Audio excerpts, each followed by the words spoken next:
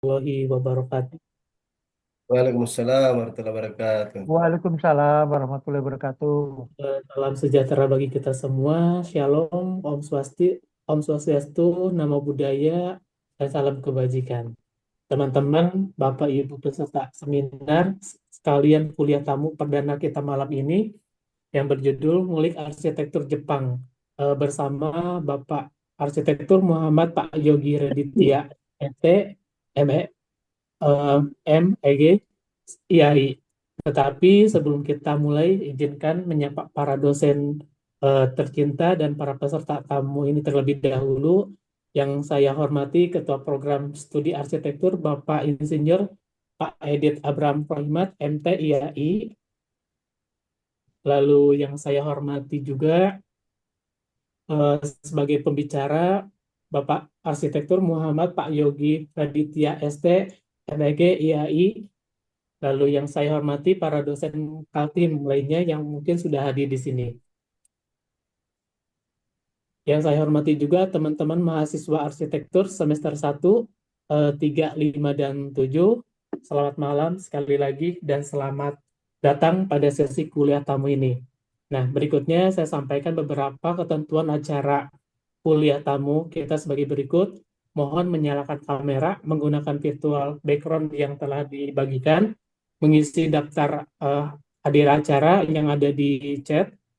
Lalu ketika pemberi materi menyampaikan, peserta tidak diperbolehkan melakukan interupsi. Sesi tanya jawab akan dibuka setelah semua materi menyampaikan materinya. Mohon menjaga ketenangan selama acara berlangsung. Sebelum masuk ke acara inti, izinkan saya memperkenalkan moderator kita pada malam ini, yaitu Bapak Arsitektur Pak Edit Abraham Rohimat, MT IAI. Beliau adalah praktisi arsitektur dan sudah menjadi Kaprodi Arsitektur Unnu Kaltim sejak tahun 2015. Terima kasih atas kesediaannya Pak untuk hadir menjadi moderator malam ini, Pak Edit. Waktu dan tempat dipersilakan.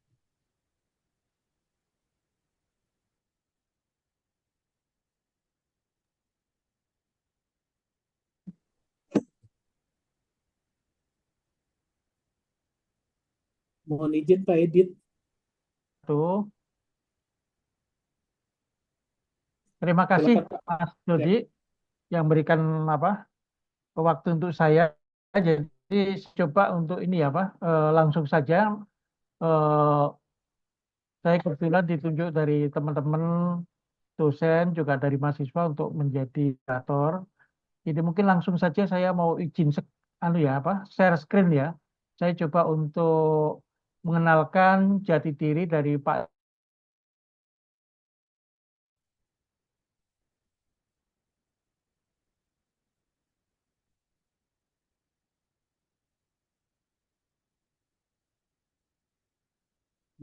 Mohon izin Pak Edit.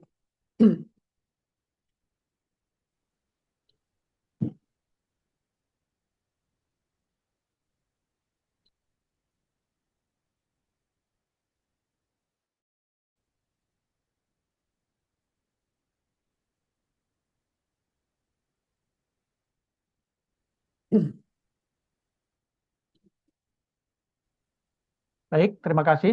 Eh, Kebetulan Bapak Yogi punya kesempatan yang cukup besar di malam hari ini. Kita menjelaskan sekilas atau mungkin cukup-cukup bisa lebih. Ini judulnya adalah ngulik arsitektur. Mungkin kalau teman-teman mahasiswa di Unnu Kaltim maupun di luar Unnu Kaltim tentunya tahu yang ngulik apa. Lihat di bahasa Jawa itu kalau ngulik itu bahasa Jawanya mencari sampai mendetail ya. Kalau bahasa Sundanya mempelajari sendiri secara kalau kita melihat kampus besar bahasa Indonesia itu adalah mengusut atau menyelidiki ya. Tentunya ini Bapak Arsitek Muhammad Yogi Raditya ST MNIAI tentunya akan bisa nanti membeberkan secara keseluruhan, secara detail bagaimana filosofi mengenai arsitektur Jepang. Kemudian kalau kita eh, Bapak Arsitek Muhammad Yogi Raditya STM lahir di Ujung Pandang 3 Oktober 1998, beragama Islam. Mungkin nomor teleponnya mungkin silahkan kalau mungkin teman-teman mahasiswa dan teman dosen punya mungkin eh, hal yang mungkin bisa di-share bareng ya. Kemudian dia ada alamat email. Kemudian untuk pendidikan beliau menempuh S1 di Unhas. Kemudian untuk pendidikan S2 atau master itu menempuh di Universitas Hasanuddin di Departemen Arsitektur yang bekerja sama dengan eh, perguruan tinggi universitas di Jepang. Kemudian untuk sekarang, pada masa sekarang, Bapak Yogi mengambil eh, gelar doktor ya di Jepang dengan universitas yang sama pada saat bekerja sama dengan Unhas. Kemudian mengenai pekerjaan praktisi arsitek, beliau di awal mungkin menjadi freelance arsitek, kemudian juga magang di konsultan yang lain, kemudian juga eh, akhirnya mempunyai konsultan sendiri ya. Kemudian juga terakhir juga sebagai prinsipal arsitektur untuk Rumah Kutai Perenjana. Kemudian untuk akademisi, beliau di awal karir menjadi dosen di arsitektur Unhas, kemudian sekarang menjadi dosen arsitektur di ITK, Institut Teknologi Kalimantan. Baiklah, mungkin saya tidak terlalu lama, mungkin bisa mempersilakan Bapak Yogi untuk segera memberikan paparan yang mungkin kita akan selalu bisa apa sih, kondisi atau kalau kita mau ngulik atau menelusuri arsitektur Jepang nanti. Silakan Bapak Yogi. Oke, Assalamualaikum warahmatullahi wabarakatuh. Izin Pak Edit, Assalamualaikum warahmatullahi Irma, dan wabarakatuh. para hadirin.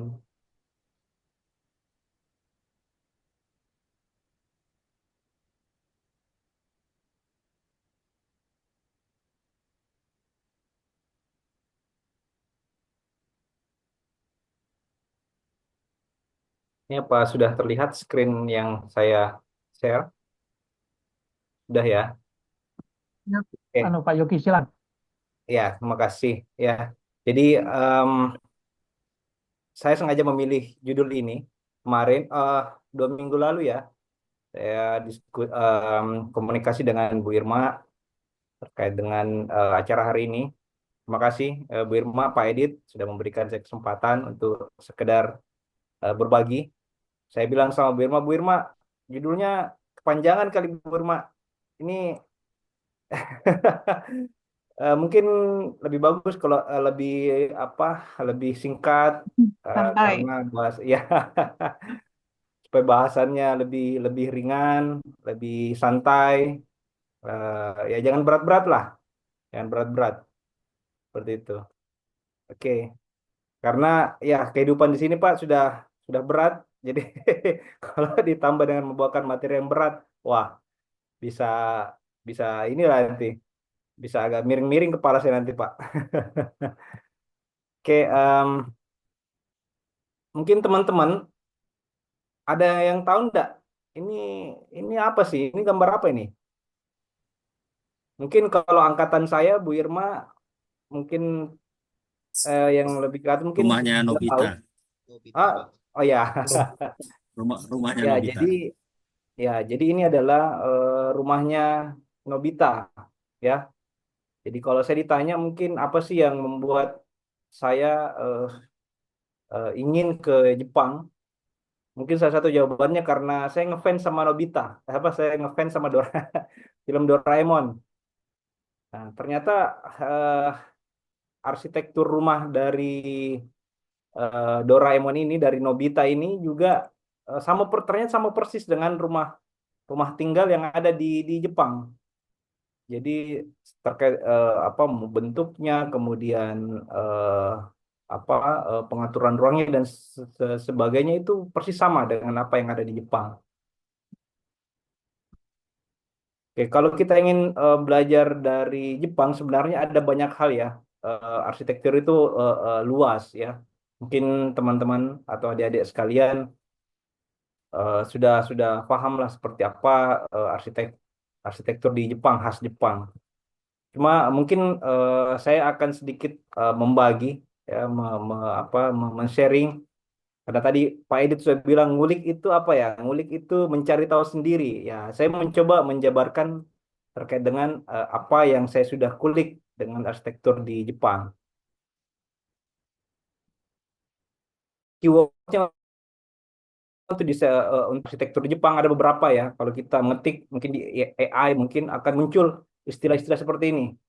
Mungkin akan muncul arsitektur ekologi, kemudian harmonisasi masa lampau dan masa kini, kemudian preservasi terkait dengan cagar budaya, kemudian efisiensi ruang, kemudian yang ini juga yang terkait dengan teknologi yang sangat Jepang, kemudian ada interkoneksi dan mixed use ya.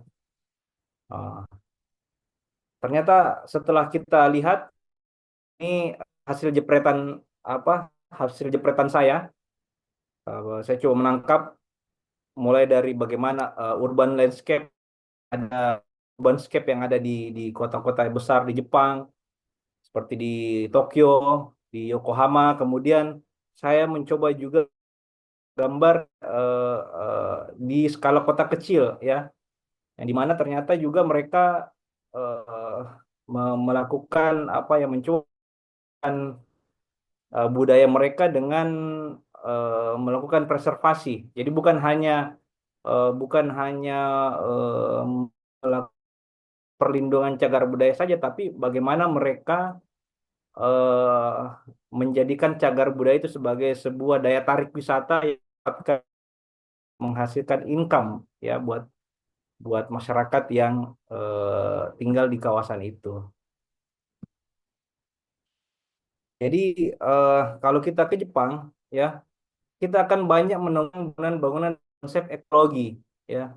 Ini contohnya yang ini saya sangat suka. Ini salah satu bangunan shopping mall kompleks di Osaka. Saking senangnya saya ke sini, saking suka setiap ke Jepang saya pasti ke sini. Setiap ke Jepang pasti ke sini dan setiap ke Jepang pasti nongkrongnya di sini. Nah, setiap ke Osaka nongkrongnya di sini. Jadi ini ada salah satu mall yang dia mixed use ya. Jadi dia terminal bus iya.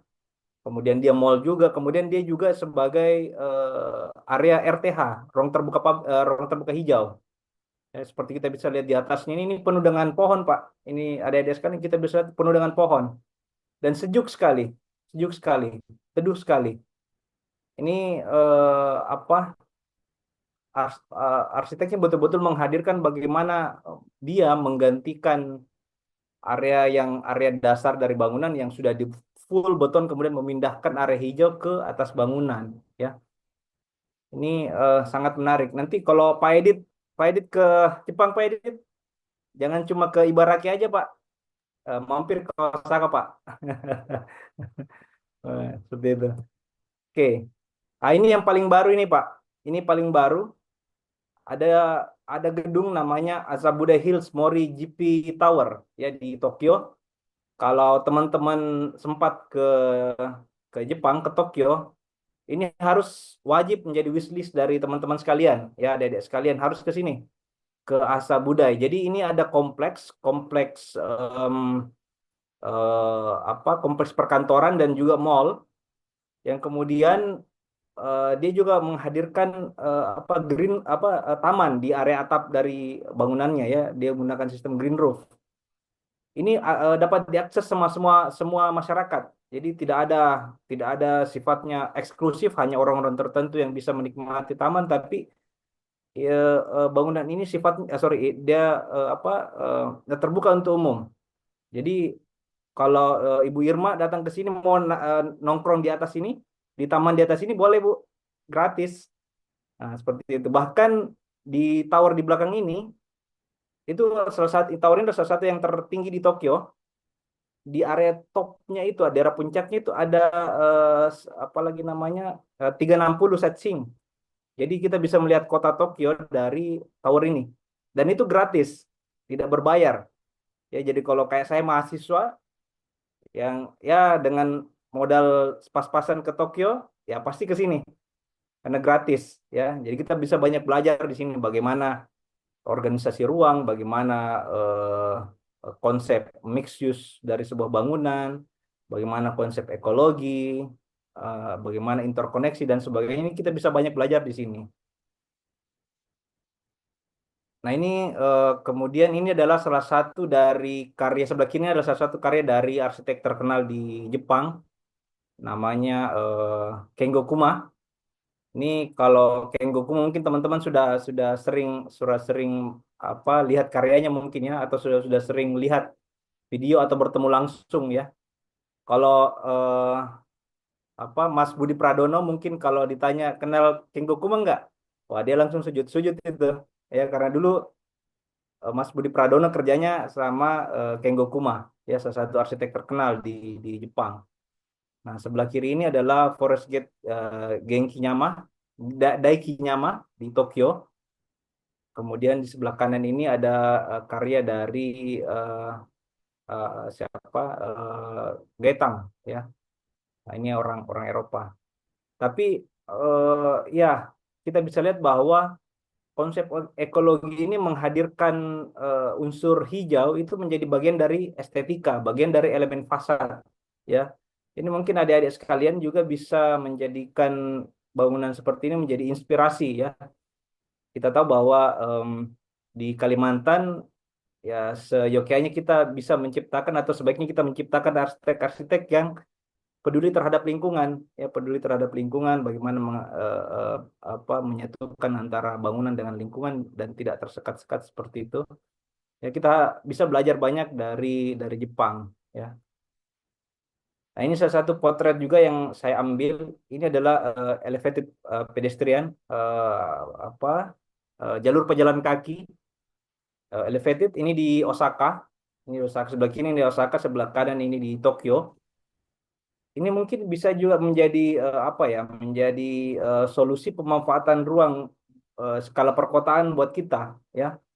Kalau misalnya di daerah kita mungkin pedestriannya cuma ada di lantai ground saja ya, di lantai dasar, kemudian langsung menghadap bangunan atau toko, apa atau kemudian area di lantai upper floor, lantai 2 dan lantai 3 mungkin jarang kepake. Tapi dengan konsep seperti ini, ternyata lantai 1 dan lantai 2 bisa digunakan untuk fungsi-fungsi komersil.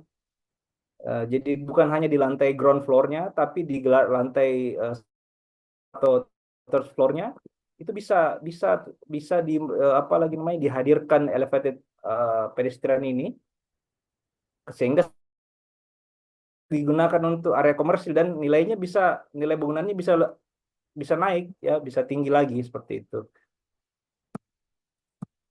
Kalau kita berbicara arsitektur Jepang juga dari skala perkotaan juga ya, ini ada mungkin teman-teman sudah sangat mahum ya dengan istilah sense of place ya. Bagaimana kita bisa merasakan sensasi berada di suatu lokasi ya.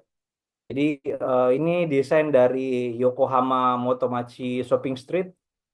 Jadi kita berbelanja itu bukan hanya apa ya, bukan hanya mengandalkan dalam saja, tapi eh, apa ruang luar juga bisa menjadi elemen yang sangat sangat apa ya, sangat menarik ya buat kita secara desain urban design atau desain arsitektural. Jadi apa menghadirkan ruang-ruang yang menarik ya, bisa menarik apa menjadi daerah bisnis baru.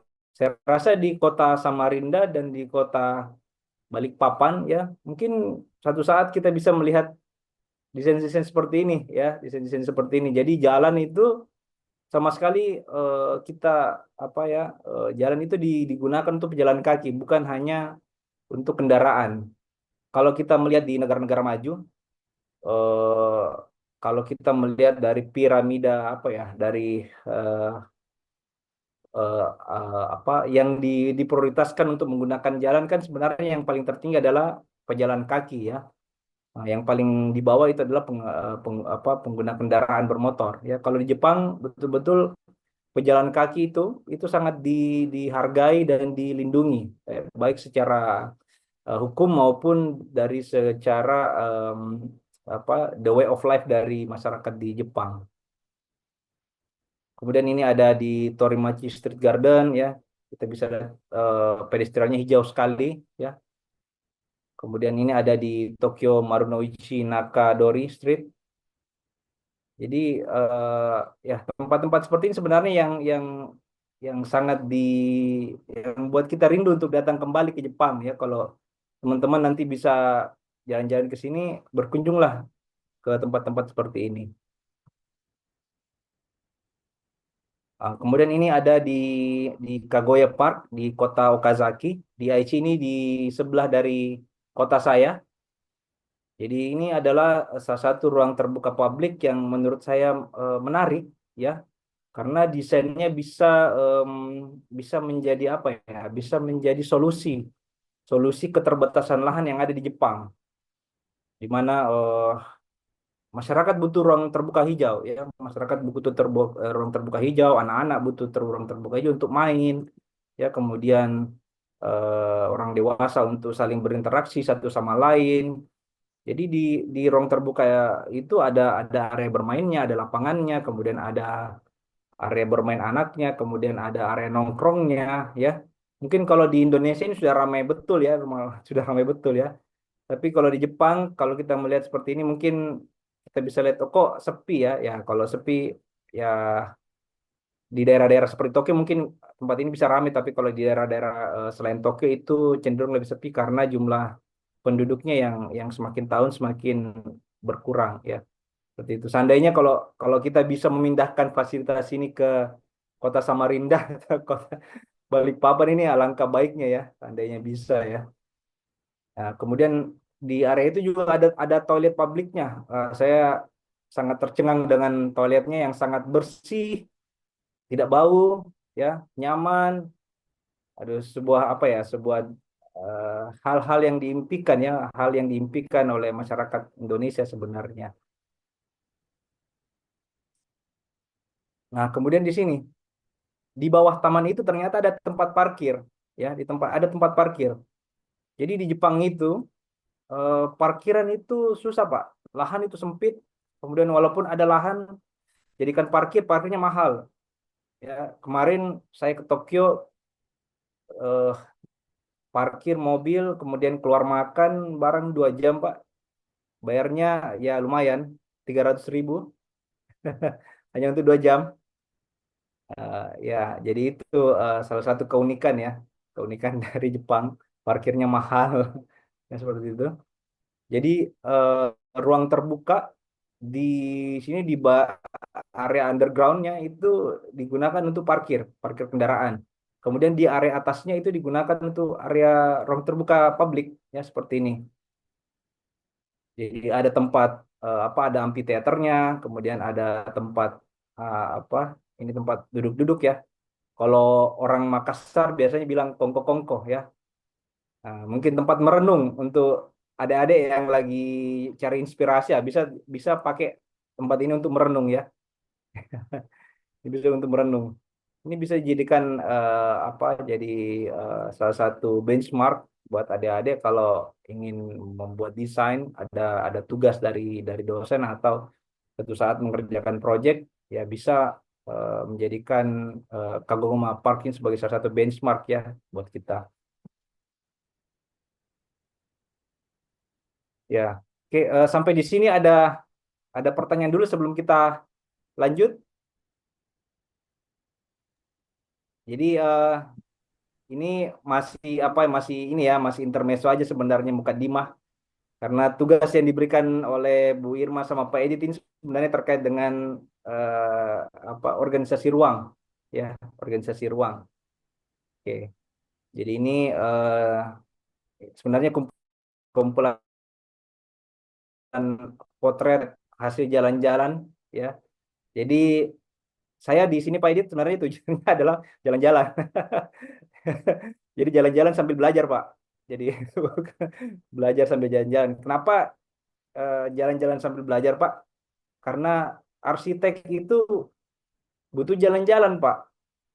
Kita mungkin bidang ilmu yang agak beda ya, agak beda dengan bidang ilmu lain. Kalau yang lain itu kerjanya belajar. Kalau kalau kita mau cari inspirasi, Pak, kalau cuma di depan laptop terus, wah mumet, Pak. Tapi kalau kita ingin mencari inspirasi, jalan-jalan. Karena itu yang kita kejar tadi, Pak. Sense of place-nya itu. Sense of place. Ya. Kita bisa melihat desain komputer dimanapun berada, di Amerika, di Arab Saudi, atau di mana, di Jepang. Kita bisa lihat melalui jendela internet. Ya. Satu hal yang kita bisa rasakan bahwa arsitek itu bukan hanya terkait dengan indera penglihatan, tapi indera-indera yang lain di situ. Ada penciuman, ada peraba, ya. Bagaimana kita bisa merasakan, kemudian ada ukuran, ya. Semua harus kita rasakan, ya. Makanya penting untuk kita lakukan benchmark, ya, atau jalan-jalan itu penting. Ya, Pak Edit, ya, ditunggu Pak Edit jalan-jalan ke dan Iya, teman-teman yang lain, ya. Pak Adit segera menyusul tuh pasti. Oke, saya Amin. kemudian lanjut, ya. Kalau ada pertanyaan, Ada Pak. boleh, Pak Edit sebagai moderator, bolehkah mereka bertanya? Mohon maaf, saya melangkahi sedikit. Silakan Pak, Oke, teman-teman. Baik, terima kasih banyak Pak Muhammad Halo Pak Yogi. Yogi, silakan. Ya, Assalamualaikum warahmatullahi wabarakatuh. Waalaikumsalam warahmatullahi wabarakatuh. Nama saya Agus Lam Pak Yogi. Ya, Kebetulan sama-sama kelahiran dari Ujung Pandan juga. ya, Pak. Itu. Siap. Iya, iya, Deng. Jadi, jadi pemaparan Bapak ini saya sangat tertarik karena ini juga yang membebani jidat saya ini terkait tugas stupa dari Ibu Irma. Karena jujur, gambar-gambar yang Pak Yogi tampilkan tadi itu ya konsep ekologi maupun mix use-nya, interkoneksinya, ya saya memang ada ketertarikan Bu itu. Tadi gambar-gambar itu beda dengan konsep ekologi atau mix use ataupun interkoneksi yang ada di Indonesia, Pak. Kebetulan kami ada tugas Pak Yogi dari Bu Irma itu Stupa 4 tentang Gedung Mais, perencanaan Gedung Mais, Gedung Pusdiklat KAI di Bandung.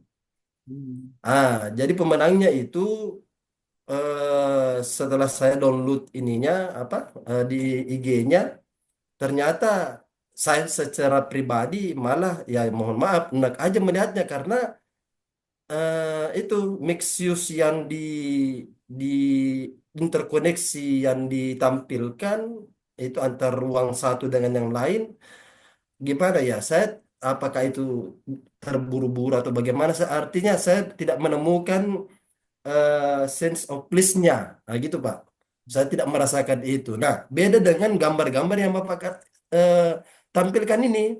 Mohon pencerahannya Pak, apa kira-kira bedanya itu? Tabe. Terima kasih. Assalamualaikum Iya, warahmatullahi wabarakatuh. Waalaikumsalam warahmatullahi wabarakatuh. Iya, Waalaikumsalam warahmatullahi wabarakatuh. iya, saya harus panggil Kakanda sebenarnya ini. Iya, Kanda. Siap, siap. Iya, di ya di Jepang, eh mungkin ini terkait dengan regulasi juga, Pak, dengan regulasi. Jadi di Jepang itu untuk membuat sebuah bangunan itu seyogyanya itu bangunan itu harus menjadi bagian dari komunitas, ya. Jadi bagian dari komunitas bangunan yang ada di sekitarnya. Jadi itu sebenarnya yang tidak tidak apa ya, yang menjadi problem, menjadi masalah di negara kita. Karena di Jepang, kalau kita mencari pagar, Pak, kalau kita cari pagar di gedung-gedung itu mungkin hampir mustahil, Pak, kita dapat. Adapun mungkin pagar yang kita dapat itu hanya berupa vegetasi, ya. vegetasi atau ada semacam ada ketinggian tertentu yang diperbolehkan, kemudian tetap bisa eh, melihat dengan mata ataupun misalnya fansnya jeruji-jerujinya tuh dibungkus dengan tanaman ya, jadi tidak terlihat seperti hardscape ya, tapi lebih kepada softscape-nya seperti itu. Kemudian ya itu tadi hampir sulit kita mendapatkan di Tokyo, khususnya di Tokyo itu di daerah, kalau di Jakarta di daerah SCBD-nya ya, itu ada semacam pagar pemisah ya, tapi bangunan itu bersambung Pak, nyambung. Jangankan di atas Pak, nyambung. Bapak turun ke basement di lantai bawah itu koridornya nyambung Pak, dari satu bangunan ke bangunan lain. Jadi stasiun kereta itu ada di bawah bangunan. Jadi orang itu tidak jalan di atas bangunan, di atas permukaan tanah. Kalau Bapak lihat, wah kok sepi ya Jepang ya, datang kok nggak ada orang jalan. Tapi pas Bapak turun di bagian di basement, oh itu ternyata ada koridor besar Pak, ada koridor besar yang menggabungkan bangunan satu dengan bangunan lain. Ternyata berkumpul di situ. Karena apa? Karena transportasi umumnya mereka menggunakan kereta. Jadi menggunakan kereta, jadi orang banyak bepergian menggunakan kereta. Nah, di bawah saja dia nyambung, apalagi di atas, Pak. Ya kan? Kalau di Indonesia kan lebih sepertinya ada apalah kecenderungan ya, mungkin saya bilang kecenderungan untuk mengkotak-kotakkan diri terkait dengan mungkin terkait dengan safety, keamanan, kemudian kenyamanan dan sebagainya. Akan tetapi seandainya dari peraturan kota kita itu membuat lebih detail terkait dengan hal itu, mungkin ya, kita bisa menciptakan ruang-ruang bersama interkoneksi dalam kelas perkotaan, Pak. Ya, jadi di Jepang penataan kotanya Pak terkait dengan rencana detail tata ruangnya itu sangat sangat detail Pak, sangat detail. Nah, itu sebenarnya yang yang menjadi kekurangan yang yang ada di negara kita, yang mungkin saat nanti kita harus kejar ketertinggalan kita harus kejar Pak. Karena banyak sekali dokumen-dokumen detail yang harusnya ada itu ada di negara kita seperti itu, terkait dengan guidelines ya, acuan dalam perencanaan seperti itu ya. Jadi saya harap mungkin nanti di studio-studio perancangan, baik itu studio perancangan 1, 2 dan sebagainya, kemudian sampai dengan bisa bangunan itu nggak perlu ada pagar deh, nggak perlu ada pagar. Nah, ada sedikit cerita yang menarik terkait dengan pagar, Pak. Ini di Balikpapan, karena kebetulan saya juga praktisi, Pak. Saya praktisi, saya pernah kerjasama dengan Pak Wahyula Bandung, ya. Ini terkait penata satu taman lah, saya tidak usah sebut namanya, satu di wilayah di Balikpapan. Di satu sisi saya membuat bangunan itu tanpa pagar, Pak. Jadi dulunya bangunan itu ada pagar, kemudian saya desain pagar itu lebih dibuka pagarnya, kemudian diganti dengan area terbuka, ruang terbuka hijau publik. Saya berharap bahwa ada taman yang ada di sebelahnya itu bisa saling menyatu, Pak, interkoneksi antar bangunan ini dengan taman yang ada di sebelah. Tapi ternyata taman yang di sebelah yang tadinya tidak dipagar malah dipagarin. Jadi jadi saya ketawa aja, ya lah, saya di sini membuka lah, kok di sebelah malah magarin, padahal dua-duanya adalah bangunan dan taman milik pemerintah. Seperti itu. Jadi ya mungkin melalui kita ya, bapak-bapak ada di sini, kemudian adik-adik sebagai generasi penerus nantinya, mungkin bisa lebih berpikir secara kompleks ya, jangan ada apalagi namanya, tidak perlu kita membuat sekat-sekat yang membuat pergerakan dari user atau penghuni atau pengguna dari bangunan itu lebih lebih kaku ya. Kalau dia lebih fleksibel itu lebih baik ya, lebih baik. Bahkan kalau dengan ada interkoneksi itu kan lebih mudah Pak ya, lebih mudah kita kita bergerak dari satu bangunan ke bangunan lain. Nah, seperti itu. Mungkin nanti ada yang adik-adik di sini yang sudah jadi bupati atau gubernur nantinya, ya bisa bisa hal-hal ini bisa masuk ke dalam pikiran kita dan nanti bisa diaplikasikan di daerah kita. Seperti itu Pak Agus. Iya, Dan siap. ada Terima ya. kasih banyak Pak Yogi. Mohon izin Ibu Irma. Ini yang saya maksud kemarin, Bu, yang mata kuliah itu apa sih? Ya itu sangat tepat konsep ekologi maupun interkoneksi atau mixed use. Nah, itu Bu yang saya maksud, yang di gambar-gambar disampaikan Pak Yogi tadi ini, saya dapat merasakan fungsi dari gambar-gambar yang disampaikan tadi. Tapi dengan yang dari itu Bu, saya belum bisa menemukan. Jadi saya belum tidak akan eh, kan saya mencoba mau merubah yang gerbong tadi itu. Ya mau mencoba meraba-raba juga Bu, membuat interkoneksi itu. Tapi ya itu batin ini tidak menerima memang seperti itu. Mohon pencerahannya Bu. Ya, sepertinya Pak Agus ada ken- Pak Agus nih mungkin agak kurang bisa menerima bahwa KAK-nya berubah. Tapi Ya, nggak apa-apa, ya. betul. Tapi nggak apa-apa. Ya, sepertinya karena waktu sayembara KA ini, mohon maaf info sedikit aja ini intermezzo, Mas Yogi dan Pak Edit, bahwa kami kan mengerjakan percobaan sayembara begitu, dan kebetulan ada sebuah KAK yang cukup strict ya gitu. Nah, namun kami berusaha menemukan bagaimana sefleksibel apa sebuah KAK itu sebenarnya, dan ini masih menjadi perdebatan dan diskusi kami gitu dengan Pak Agus. Tapi nggak apa-apa Pak Agus. Justru bagus nih Pak Agus melihatnya secara kritis, nanti kita diskusikan lebih lanjut. Tapi saya Ya, sudah ya. senang Pak Agus merespon dengan kritik seperti itu. Kita lanjut dulu ya Oke Baik. Pak, para silakan Pak Gani. Mohon izin Nah, Bu sebentar dengan Pak Yogi itu menanggapi tadi itu Pak Yogi tentang interkoneksi itu apa sepatutnya jadi seperti tadi ruang publik ini ruang terbuka publik ini kan saya tidak melihat ruang publik yang ada di Indonesia pasti ada campurannya Pak. Contoh misalnya ada di situ apa miniatur library misalnya ada pokoknya ada fungsi-fungsi lain tapi memang sih bisa dimanfaatkan oleh publik. Cuma yang gambar di Jepang ini saya tidak melihat itu. Jadi betul-betul sebagai ruang publik, ruang ruang bersendaguro keluarga, teman, nggak ada pengalihan perhatian. Gimana itu Pak menurut Pak Yogi? Iya, eh ya, halo. Iya, halo. Iya, mungkin kalau dari eh, kalau dari apa ya? Itu sebenarnya kalau seperti itu Pak mungkin harus kita melihat lebih ke lebih substantifnya ke langsung kepada objeknya Pak ya. Karena saya tidak tahu gambarnya seperti apa.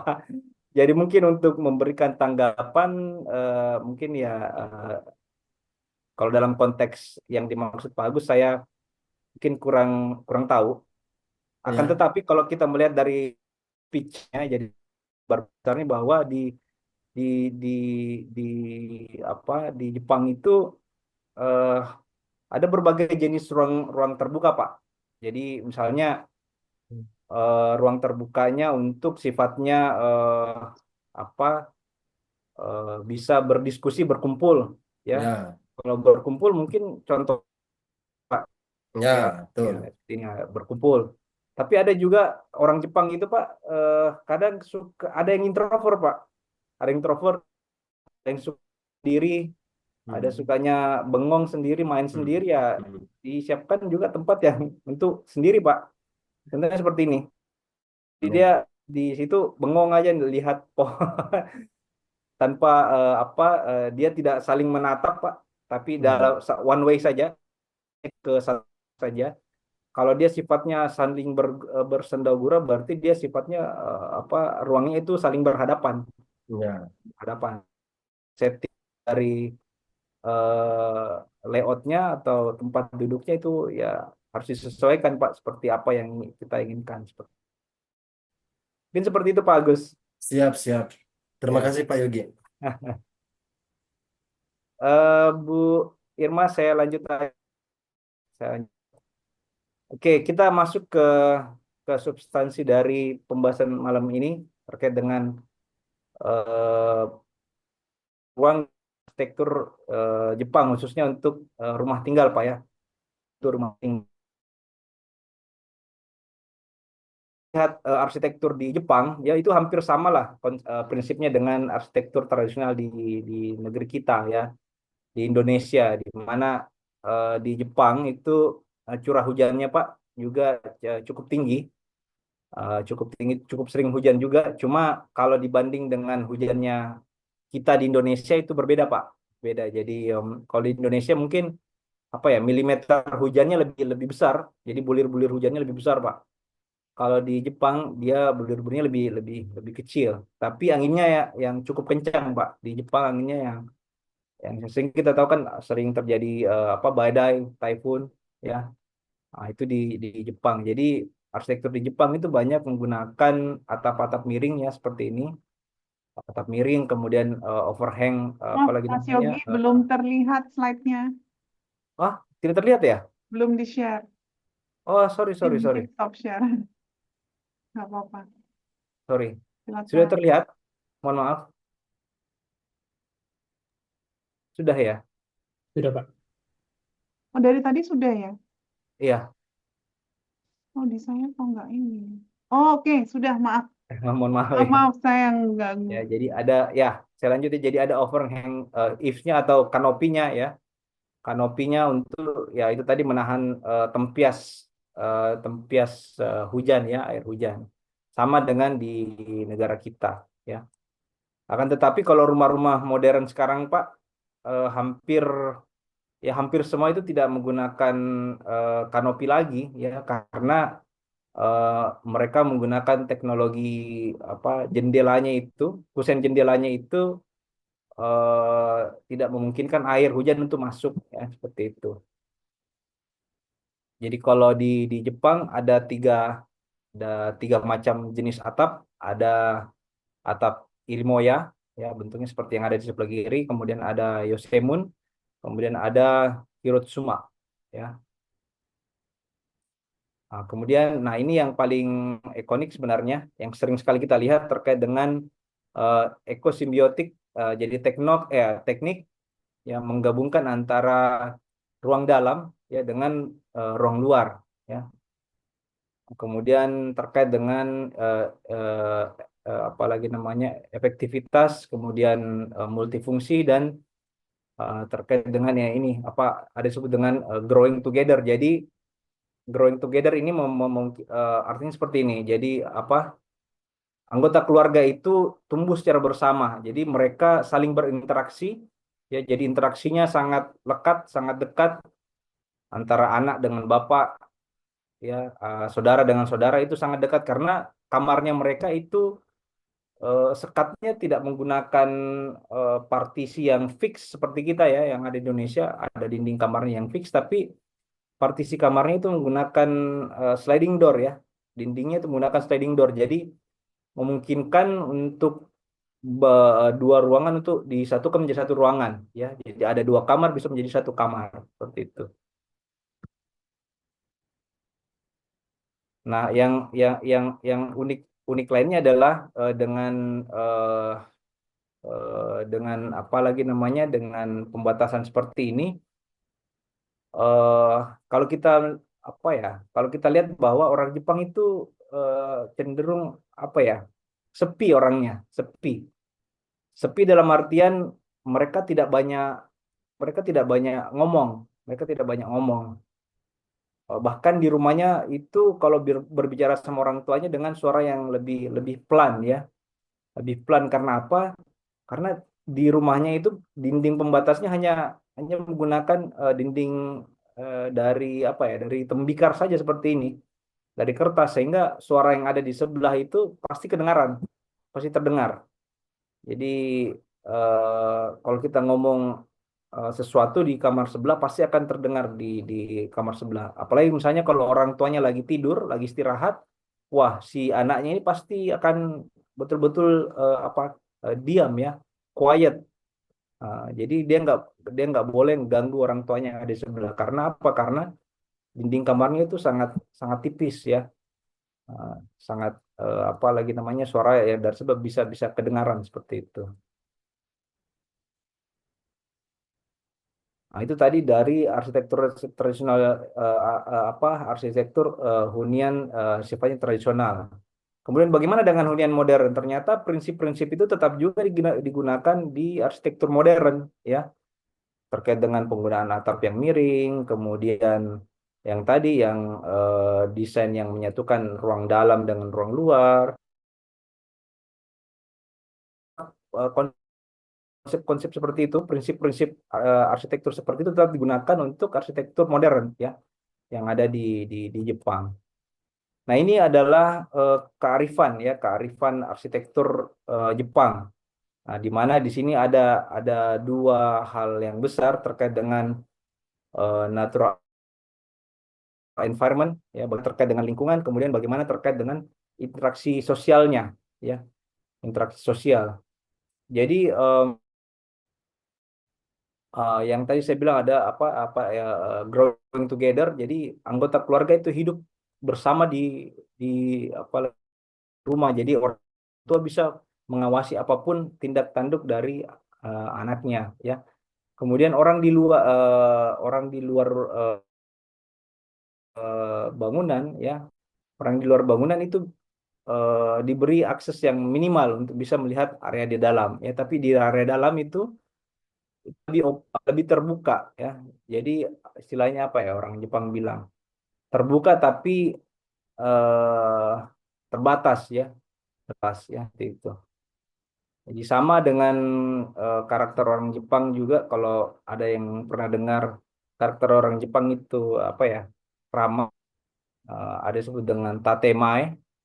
Nah, kalau ada yang sudah tahu tatemae itu apa, jadi orang Jepang kadang itu ramah di depan kita, tapi ternyata di belakang kita itu ya, dibicarain jelek. Jadi ada budaya seperti itu. Jadi ada budaya tidak enak ya, tidak enak untuk langsung berterus terang.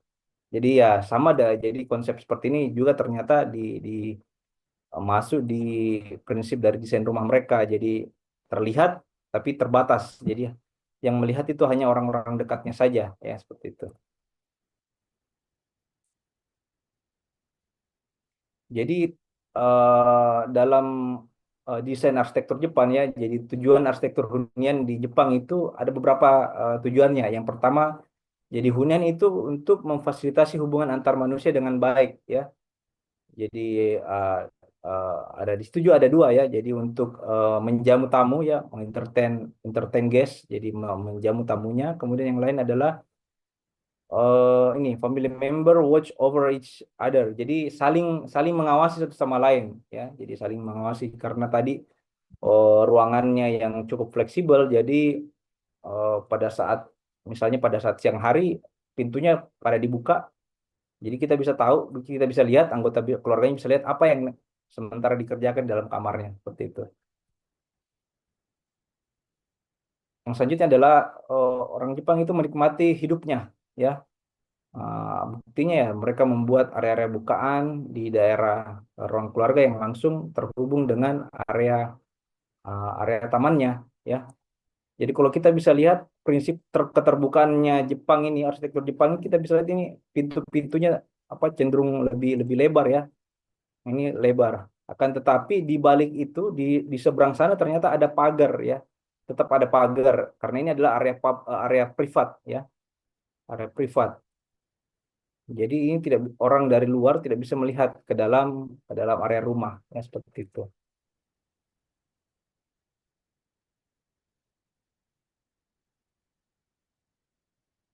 Kemudian prinsip yang selanjutnya adalah ini melindungi diri dari bahaya ya. Bagaimana memitigasi eh, apalagi namanya, memitigasi bencana ya yang bisa saja terjadi. Nah, kalau kita melihat di Jepang desain rumah yang ada di daerah utara, tengah sama selatan itu ada perbedaan yang cukup besar di daerah atapnya, bentuk atapnya.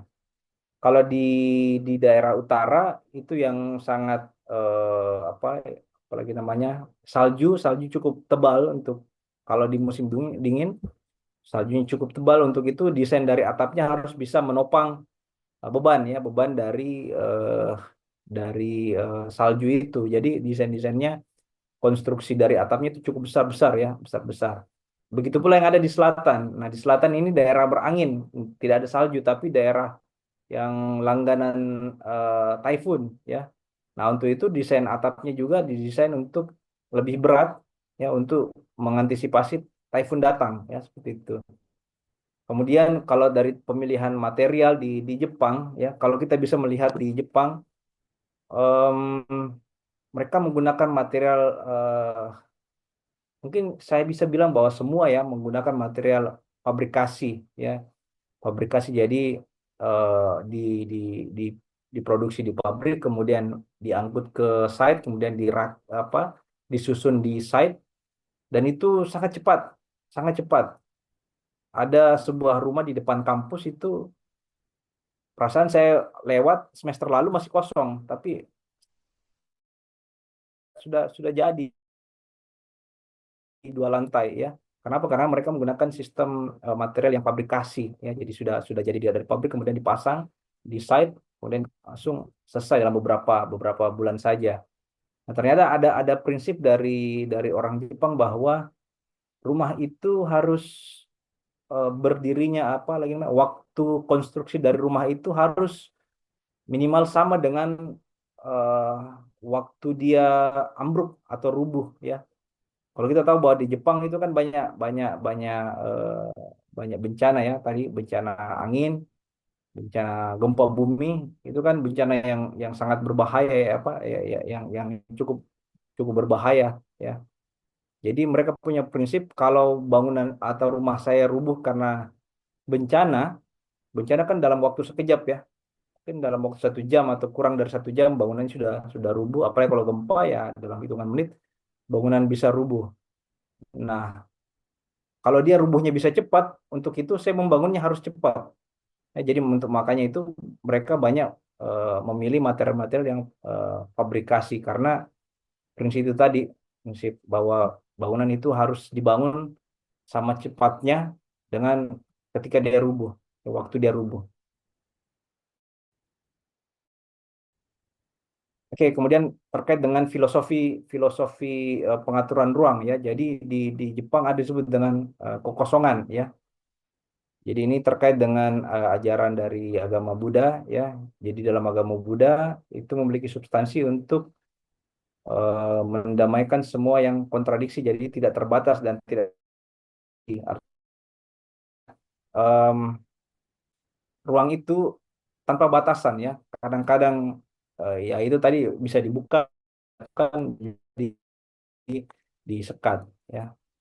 Kemudian ada disebut dengan interval yang disebut juga dengan mak ya. Mak ini disebut apa lagi ya kita bisa sebut dengan memberikan irama ya ada yang bilang bahwa mak itu irama ada yang mengatakan bahwa mak area pengikat atau zona pertukaran atau area antara atau menghubungkan jadi mak itu adalah menghubungkan area dan area luar nanti saya akan jelaskan seperti apa itu bentuk bentuk dari mak kemudian terkait dengan bayangan ya jadi,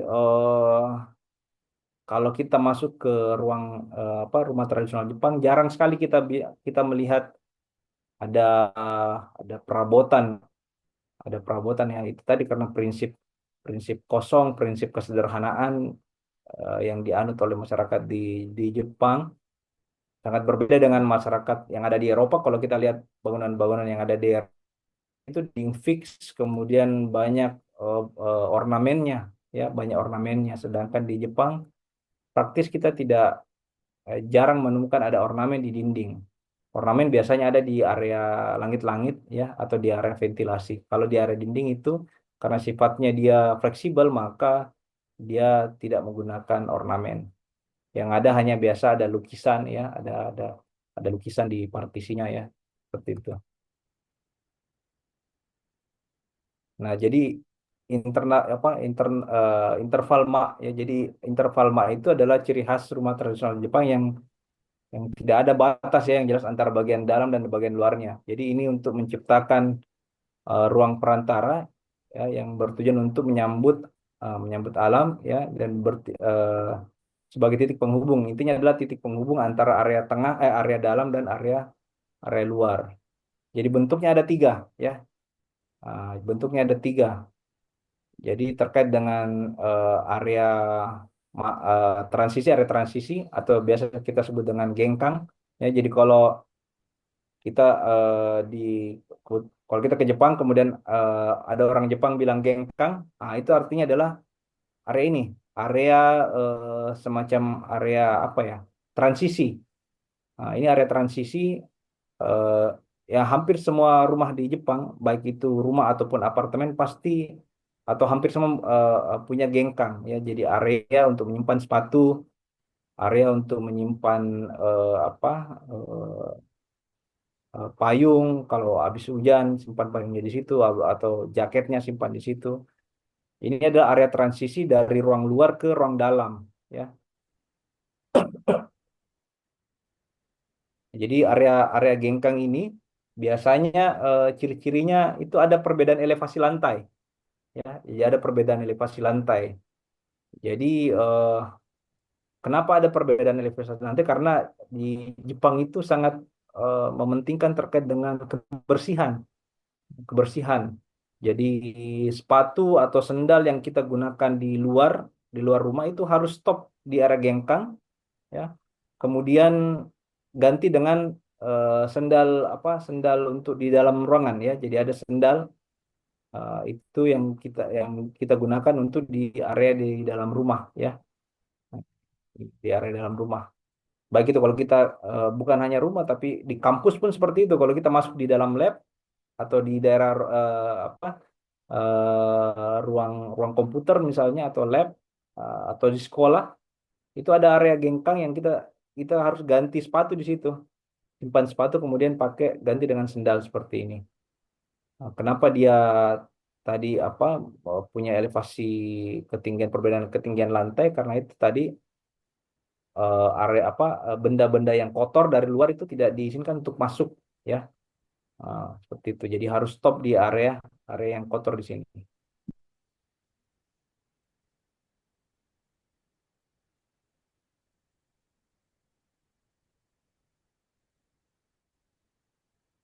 Ya, selanjutnya ada disebut dengan enggawa ya. Enggawa. Kalau di kita mungkin di Indonesia enggawa ini adalah beranda ya, beranda. Kalau di Sulawesi itu namanya apa ya? Bale-bale. Ya, bale-bale bukan bale-bale ya. Kalau bale-bale beda lagi. Ini bale-bale ya. Jadi rumah tradisional Jepang itu ada lantai papan yang menjorok dari sekeliling rumah yang berfungsi bisa sebagai pintu masuk, bisa juga sebagai area apa ya? Area transisi dari area taman ke area ruang dalam ya. Ini bagian kemudian ada yang menggunakan dinding pemisah, pintu pemisah, ada juga yang tidak ya. Nanti ya saya akan perlihatkan seperti apa bentuknya. Nah, seperti ini ya. Nah, ini adalah area enggawa ya. Atau area veranda atau beranda atau bale-bale ya. Nah, ini biasa ada di samping ya, bisa juga di depan rumah. Nah, kita bisa temui. Nah, kalau rumah di Jepang itu eh, apa dia tidak langsung duduk di tanah ya, lantai bangunannya tidak tidak langsung duduk di tanah. Jadi ada perbedaan elevasi yang cukup besar ya, mungkin sekitar em, mungkin 50 cm, 60 cm dari tanah dasar ke area elevasi 0,0 ya, seperti sini ya, seperti di gambar ini kan 0,0 ya. Ini daerah tanah. Ini kenapa ya? Kenapa ada perbedaan elevasi yang cukup besar ini? Karena ini digunakan untuk menghangatkan lantai ya, menghangatkan lantai apalagi di musim dingin. Ah, area ini untuk menetralisir suhu dingin yang dikeluarkan atau bersumber dari tanah ya. Jadi kalau bayangkan area lantai ini langsung duduk kayak rumah yang ada di Indonesia ya, langsung duduk ke tanah, wah betapa dinginnya ya, betapa dinginnya lantai rumah yang ada di Jepang. Nah, masih dinginnya tanah pada saat musim musim apa musim dingin. Nah, untuk itu ada area space yang di di di sini. Nah, kadang juga untuk rumah-rumah rumah-rumah yang modern di bawah ini diinstalkan penghangat lantai, ada penghangat lantai seperti itu. Nah, jadi gengkang itu eh, ada di sini ya, di area merah ini enggawah, enggawanya. Mohon maaf, bukan gengkang ya, tapi enggawa.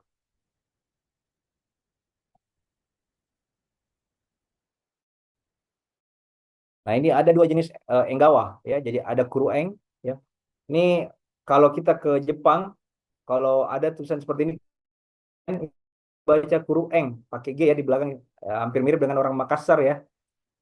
Kelebihan vitamin G dia. Orang Jepang itu kelebihan vitamin G. Jadi kalau bilang kurueng dia bilang kurueng ya. Jadi beranda itu ya tutup. Ini untuk mengantisipasi tempias air hujan dan sinar matahari dari luar ya. Contohnya yang ada di gambar sebelah kiri ini adalah kurueng. Kemudian nurueng, nah, itu beranda yang lebih terbuka. Jadi berandanya tidak dibatasi oleh pintu gesernya ini ya, pintu kacanya ini. Itu nurueng ya. Yang contohnya ya kurueng, nurueng ya seperti ini. Jadi ini adalah area khas dari rumah Jepang ya terkait dengan interval mak.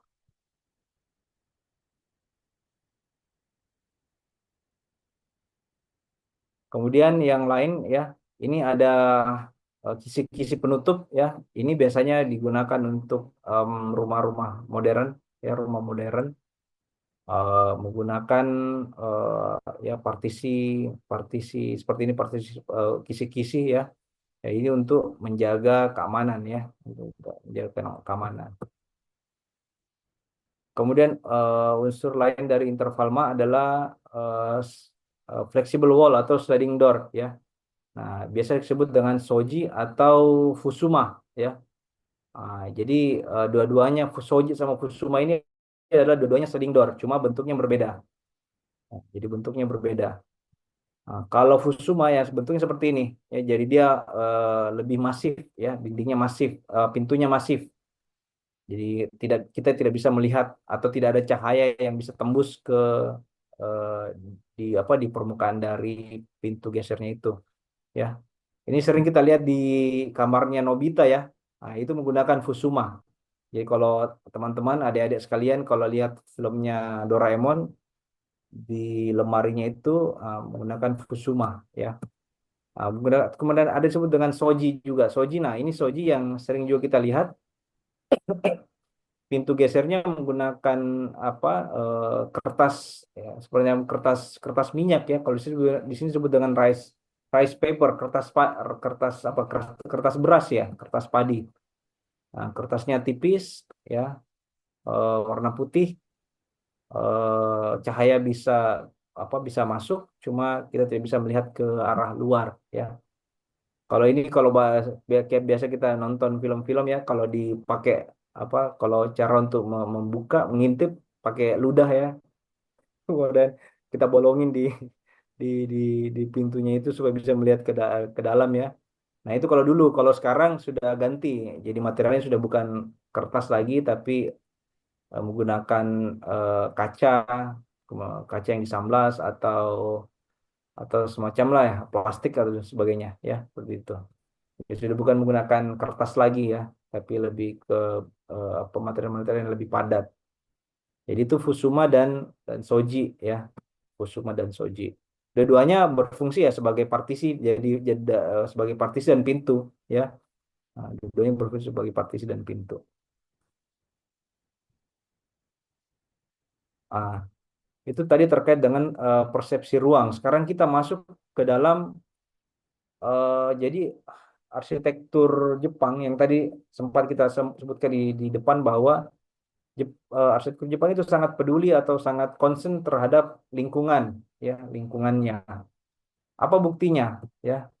Nah, terkait dengan perencanaan arsitektur, ya, terkait dengan program ruang, ya. Jadi kita bisa lihat dari terkait dengan natural lightingnya, ya.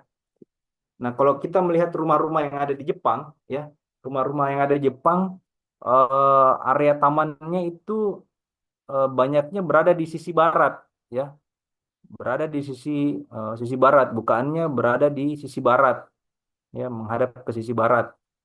Kenapa, ya? Nah, ini kita bisa melihat dua kondisi yang berbeda dalam summer, ya, dan di musim panas dan musim musim dingin, ya. Kalau musim panas, sinar matahari di Jepang itu betul-betul panas, Pak. Ada di sekarang betul-betul betul-betul panas, ya. Kalau kita bilang, waduh, Kalimantan, Balikpapan, Samarinda, kalau musim panas siang ini mataharinya kayak dua.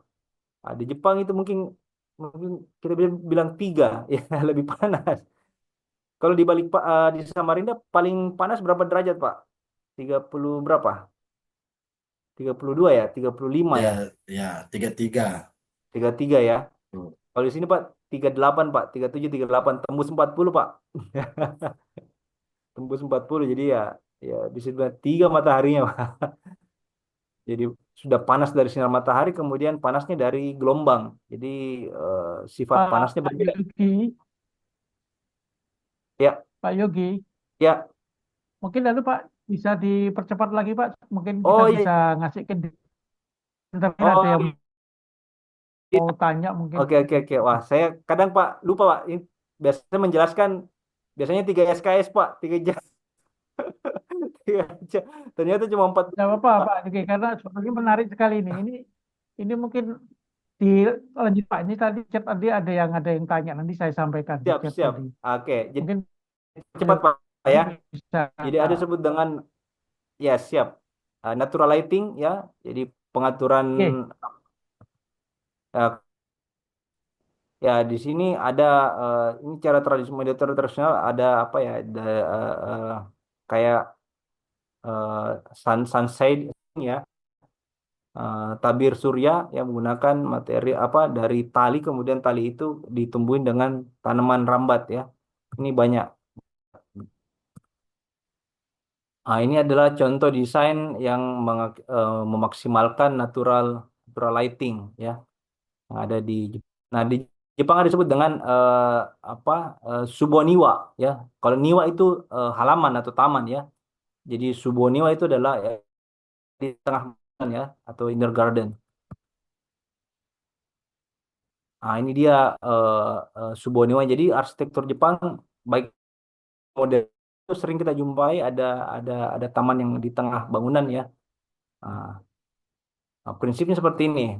Dia dia mengejar sering sekali kita sebut dengan cross ventilation ya. Saya rasa kalau mahasiswa sudah sangat biasa mendengar dengan cross ventilation. Nah, inilah konsep konsep cross ventilation yang diterapkan di arsitektur di Jepang ya. Nah, ini Suboniwa ya. Jadi taman yang ada di tengah bangunan. Nah, kemudian ada dengan sebut dengan Jimado. Mado itu jendela. Nah, Ji artinya itu ada di lantai dasar ya. Jadi di Jimado jendela yang berada di lantai dasar. Jadi kadang kita ke Jepang ya kita temui kok jendela ada di anu ya, kok jendela ada di lantai ya. Beda ya dengan Indonesia. Nah, ini adalah salah satu khas dari arsitektur Jepang ya. Jadi ini untuk apa memaksimalkan apa penghawaan ya, penghawaan karena kalau musim dingin kan lantainya dingin ya, lantainya dingin. Jadi untuk supaya lantainya bisa sedikit hangat ya ada jendela di area lantai. Nah, seperti ini ya. Lantai bisa apa jendela kecilnya bisa di area apa di ruang tatami atau di bawah rak rak sepatu juga bisa kita buat jendela Jimado ini ya untuk tadi untuk natural lighting untuk di dalam area bangunan. Dan ini ruang fleksibel saya sudah jelaskan tadi ya. Nah, ini juga apa? Ini terkait dengan kalau kita ke Jepang ada sebut dengan Japanese style room ya, atau ruang tatami ya, ruang tatami. Jadi di rumah di Jepang hampir semua ya rumah rumah di Jepang atau apartemen di Jepang pasti ada ruang tataminya ya. Nah, jadi ruang tatami itu adalah sebuah ruang yang bisa digunakan bersama ya, fleksibel, yang materialnya dari lantai tatami dan ukurannya pun menyesuaikan ukuran tatami ya. Nah, ternyata di Jepang ada berbagai macam jenis tatami ya, ada edoma tatami, ada kyoma, ada tsukyoma, ada danshima, ada ryukyu tatami ya. Yang paling sering kita temui adalah danshima tatami ya, karena ini yang paling umum digunakan. Kemudian apa pemasangannya pun seperti ini ya, kombinasi-kombinasi seperti ini. Ini adalah Japanese style room ya. Nah, jadi alasnya tatami. Nah, saya ingin masuk ke, nah ini adalah apalagi namanya secara garis besar ya, secara garis besar ruangan-ruangan yang ada di arsitektur Jepang ya.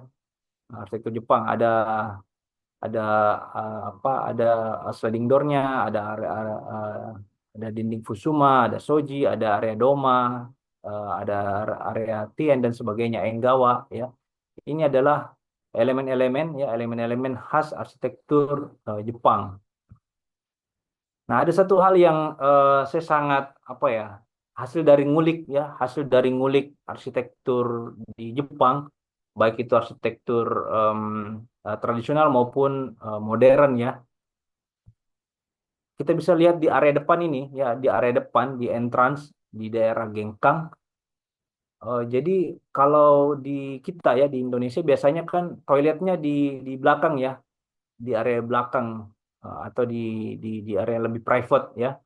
Tapi kalau di arsitektur di Jepang ya banyak khususnya yang modern ya, arsitektur modern pasca pandemi ini banyak yang layout ruangannya menempatkan area shower ya, area mandi, area bersih-bersih itu di depan ya.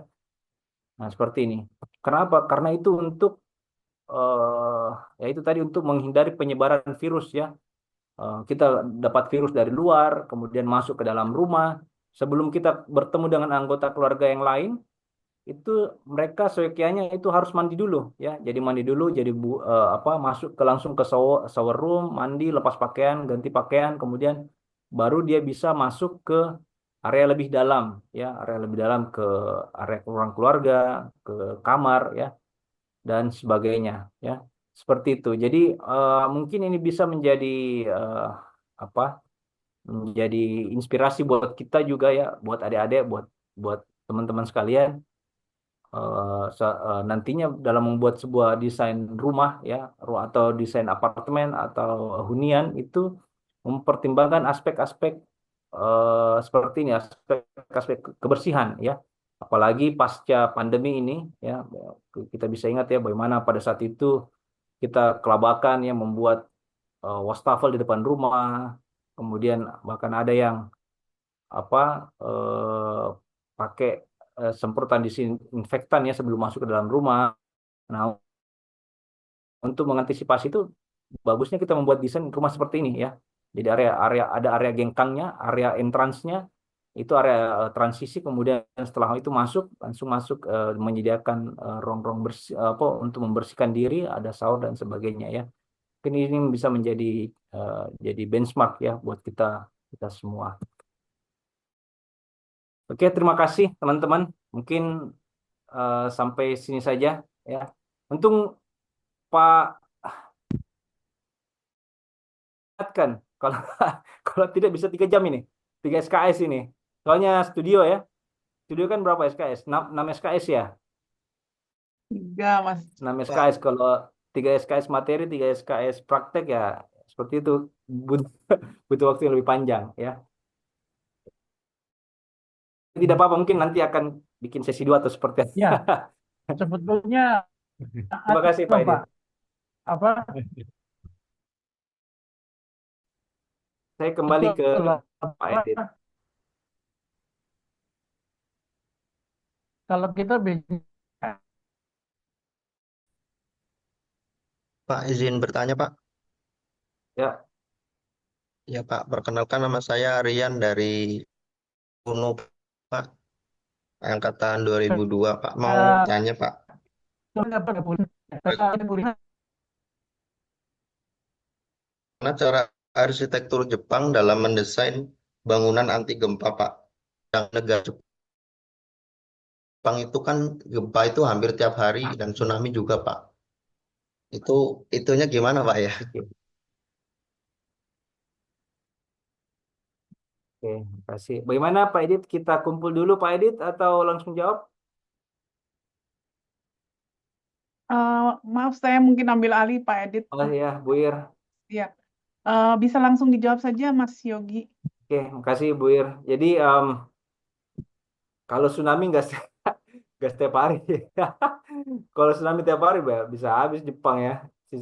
Jadi sejarah saja Jepang. Begitupun dengan gempa ya. Jadi gempa besar tidak tiap hari ya. Gempa besar tidak tiap hari. Cuma intensitasnya itu em, bisa dibilang gempa itu eh, dengan skala kecil hampir tiap hari ya, hampir tiap hari. Tapi tersebar ya, tersebar di beberapa titik. Kalau di daerah saya sendiri, alhamdulillah gempanya em, masih 3 skala Richter. Yang pertama saya apa lagi namanya saya rasakan. Akan tetapi di daerah saya itu di daerah Aichi, Aichi itu di Jepang Tengah, di ibu kotanya Nagoya ya. Dan di Hamamatsu itu daerah yang zona merah. Merahnya merah banget. Zona merah, merahnya merah banget. Paling berbahaya di Jepang. Ya, zonanya paling merah, zona merah sekali di Jepang. Ada disebut dengan Grid Kanto. Grid Kanto, jadi kalau Grid Kanto itu buat orang Jepang mungkin kayak semacam kiamat kali ya. Karena itu adalah diprediksi gempa yang paling besar dalam sejarah Jepang akan terjadi pusatnya ada di kota saya, di pantai yang ada di depan kampus saya. Seperti itu. Nah, makanya di kota sebelah itu di Hamamatsu itu mereka sedang membangun Great Giant Wall. Jadi ada dinding dinding di tepi pantai tinggi berapa meter ya? 20 meter mungkin. Jadi tinggi materialnya dari pasir, dari beton dan pasir itu eh, difungsikan untuk menahan gelombang tsunami dari laut ya. Jadi cuma menahan ya, prinsipnya cuma menahan, bukan mengantisipasi. Kenapa menahan? Karena itu hampir mustahil untuk kita cegah dan hanya untuk memperlambat, untuk memungkinkan masyarakat untuk menyelamatkan diri, lari ke shelter atau lari ke fasilitas apa penyelamatan diri dalam bencana tsunami ya yang lebih tinggi. Nah, terkait dengan rumah ya, dengan rumah mulai dari desain fondasinya itu sudah didesain dengan rumah itu sendiri ya, didesain dengan desain apa lagi namanya, desain yang bukan anti gempa. Kalau saya bilang anti gempa bukan anti gempa ya, tapi tanggap terhadap eh, apa bencana gempa bumi ya. Kemudian yang kedua terkait dengan cara peletakan furniture ya. Contohnya misalnya lemari ya. Lemari itu harus ada, kalau di Indonesia mungkin kalau cuma diletakkan saja, lemari kadang kita cuma letakkan saja atau seperti apa. Kalau di Jepang nggak boleh ya, nggak boleh. Lemari itu harus dilekatkan ke dinding ya. Jadi minimal dia pakai siku ya, besi siku. Kemudian kita sekrup ke area dinding ya. Nah, itu standar standar operasinya untuk lemari ya.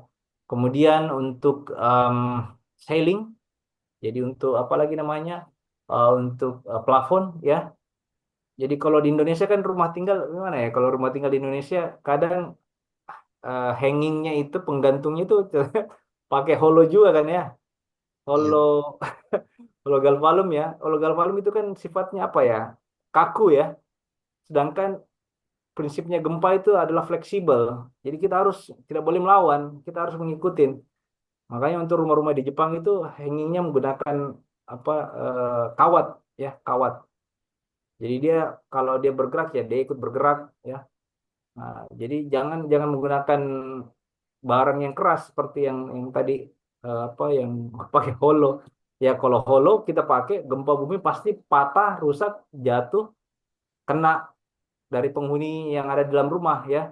Nah, prinsip dari apa lagi namanya dari apa ya evakuasi diri dalam kondisi bencana adalah bagaimana orang tetap sadar ya. Jadi makanya pada saat gempa bumi orang disuruh apa tutup kepala, tahan kepala atau merunduk di bawah meja ya. Itu apa lagi namanya? Tujuannya apa? Nah, tujuannya ternyata bahwa eh, itu orang pada saat menyelamatkan diri harus dalam kondisi yang sadar ya.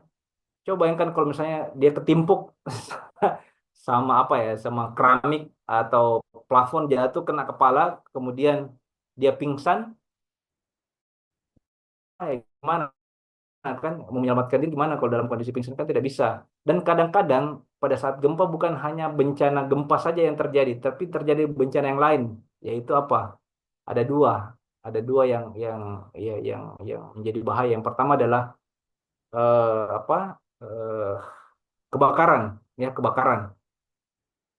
Jepang kan instalasi gasnya bukan apa orang masa bukan pakai ini ya pakai LPG kayak di Indonesia ya tapi pakai ini saluran gas. Nah, kalau misalnya ada saluran gas yang bocor kemudian terjadi kebakaran ya gimana orang yang tadi pingsan menyelamatkan diri kalau pingsan gimana. Nah, bisa-bisa dia mati bukan karena apa karena gempa tapi meninggal karena kebakaran ya seperti itu ya. eh saya tidak tahu ini masih terjadi atau tidak pencurian pencurian barang. Jadi pada saat dalam mitologi Jepang itu bahaya digambarkan itu ada dua bahaya pada saat terjadi gempa. Jadi pertama kebakaran, yang kedua adalah orang datang untuk ya. Nah, misalnya kalau orang lagi pingsan kemudian ada orang masuk ke dalam rumahnya mencuri barang kayak gimana ya. Seperti itu. Jadi eh, prinsip-prinsip yang mungkin sederhana tapi sangat sangat penting buat kita seorang perencana untuk memikirkan hal-hal seperti itu. Ya, seperti itu, Dek Rian. Ya, Iya, Pak. Karena ah, mungkin bisa ditiru ya, juga di Indonesia seperti kayak yang rawan-rawan gempa itu. Bisa buat ya, contoh sih, Pak. ya, Terima ya. kasih banyak, Pak. Kalau dalam konteks bangunan yang lebih besar, wah itu banyak contohnya, mulai dari bagaimana pondasi itu bisa harus bergerak dan sebagainya.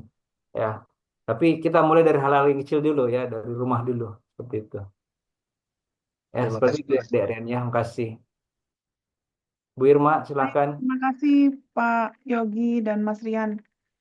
Ini kita ada pertanyaan yang sudah dari tadi oleh Ibu Mahdalena Risnawati. Silakan Ibu langsung bertanya.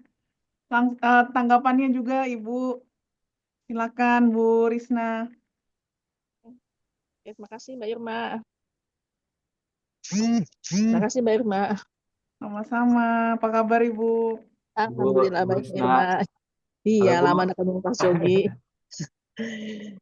Iya, ini tamannya di sana apakah memang disiapkan juga untuk semua usia? Karena ngeliat 4 musim gitu ya di sana. Apakah memang bisa gitu diakses semua usia yang di Jepang itu? Kita Ya, ke kuliah pertama tadi ya, yang materi yang ya, pertama lagi balik ya. Tadi yang Jauh ya. banget baliknya lagi Mas Yogi. ya jalan-jalannya Mas Yogi itu ya. Iya, Aksesibilitas dan Ya, apakah memang bisa diakses oleh semua umur dan semua musim gitu ya. Baik, ya. Mas Yogi silakan. Ya, terima kasih, Bu. Jadi, Bu Risna, halo Bu. Lama tidak ketemu. Wah, iya. Ketemunya jaring-jaring sama Mas Yogi. ayo, mungkin gimana Bu ya? Harusnya saya yang berguru sama Ibu ini. Nice. Saya- Kebalik, Mas. Jadi kalau dari akses ya semua Bu, taman di Jepang itu bisa diakses sama semua usia. Semua usia. Jadi jangankan semua usia Bu, dengan semua keterbatasan juga harus bisa Bu. Baik itu kaum disabilitas Bu, jadi yang saudara-saudara kita atau masyarakat yang menggunakan wheelchair ya kursi roda itu harus bisa mengakses ke taman Bu, dan itu diprioritaskan Untuk itu desain dari baik itu taman atau bangunan betul-betul khususnya inilah, khususnya terkait dengan pedestrian di jalan itu betul-betul elevasinya diperhitungkan Bu, bagaimana apa ketinggiannya dari jalan, bagaimana kemiringannya, bagaimana akses untuk masuk betul-betul dipertimbangkan Bu. Jadi ya yang disabilitas pun harus bisa mengakses. Bahkan bukan hanya itu Bu, untuk orang yang tidak bisa melihat, Oh tidak ya. bisa melihat juga harus bisa diakses. Dalam hal apa? Dalam hal mendengar Bu, mendengar. Jadi kalau kita ke Jepang Bu, em, kalau kita di lampu merah itu pasti ada bunyi tit tut tit tut. Itu didesain seperti itu supaya orang-orang yang Buta. tidak bisa melihat, buta itu bisa mendengar, oh ini sekarang lagi lampu merah, ini boleh jalan atau tidak boleh jalan seperti itu. Kemudian apa penyediaan step nosingnya di jalan itu untuk membantu dia jalan itu pasti ada Bu, pasti ada. Semua semua area pasti ada. Jadi betul-betul orang Jepang itu tidak apa ya, tidak tidak membeda-bedakan apakah em, dia pria, wanita, tua, muda, disabilitas atau bukan. Itu semuanya taman itu bisa diakses seperti itu. Ya, dan bahkan ya di mereka diprioritaskan Bu, diprioritaskan. Ya, seperti itu. Oke, terima kasih Mas Yogi. Kalau kalau Iya, Ibu tidak percaya Bu, harus datang ke sini Bu. Saya iya buktikan. kayaknya, kayaknya ada ini nih, apa rombongan IAI nih. Iya. Mbak Irma bagaimana rombongan Semoga IAI? semoga satu hari Siap. jalan-jalan. Saya siap jadi tour guide Bu. Ente tuh Mbak Irma. Ya. Jadi eh saya kalau sama teman-teman Bu, tanya kalau ada yang datang ke Jepang, mau kemana? Tanya mau ke tempat-tempat apa wisata. Sebab, aduh, kok jadi turis ke Jepang jadi turis? Jangan ke situ. Datang ke spot-spot apa yang karya-karya arsitek, karya-karya Iya, yang apa keren yang gitu. orang jarang datang ke situ gitu. Ada Jadi kan untuk jadi belajar. wisata arsitektur jadinya khususnya. Ya, wisata arsitektur Bu, bukan wisata. Biasa wisata yang orang Iya, lain bisa belanja. iya, iya. Oh, saya habis foto-foto di Tokyo Tower. Tokyo Tower mah Nah, biasa gitu ya. nah itu Mas Yogi yang jadi guide terus ada Mbak Irma. Bisa dipertimbangkan kayaknya ya Mbak ya. Iya, Ya, iya. Oke, terima kasih Mas Iya, Yogi. Bu. Sukses Kasih, selalu Bu. berbagi. Cepat Wisna. selesai. ITK Ya. menunggu. Amin, amin, amin, amin.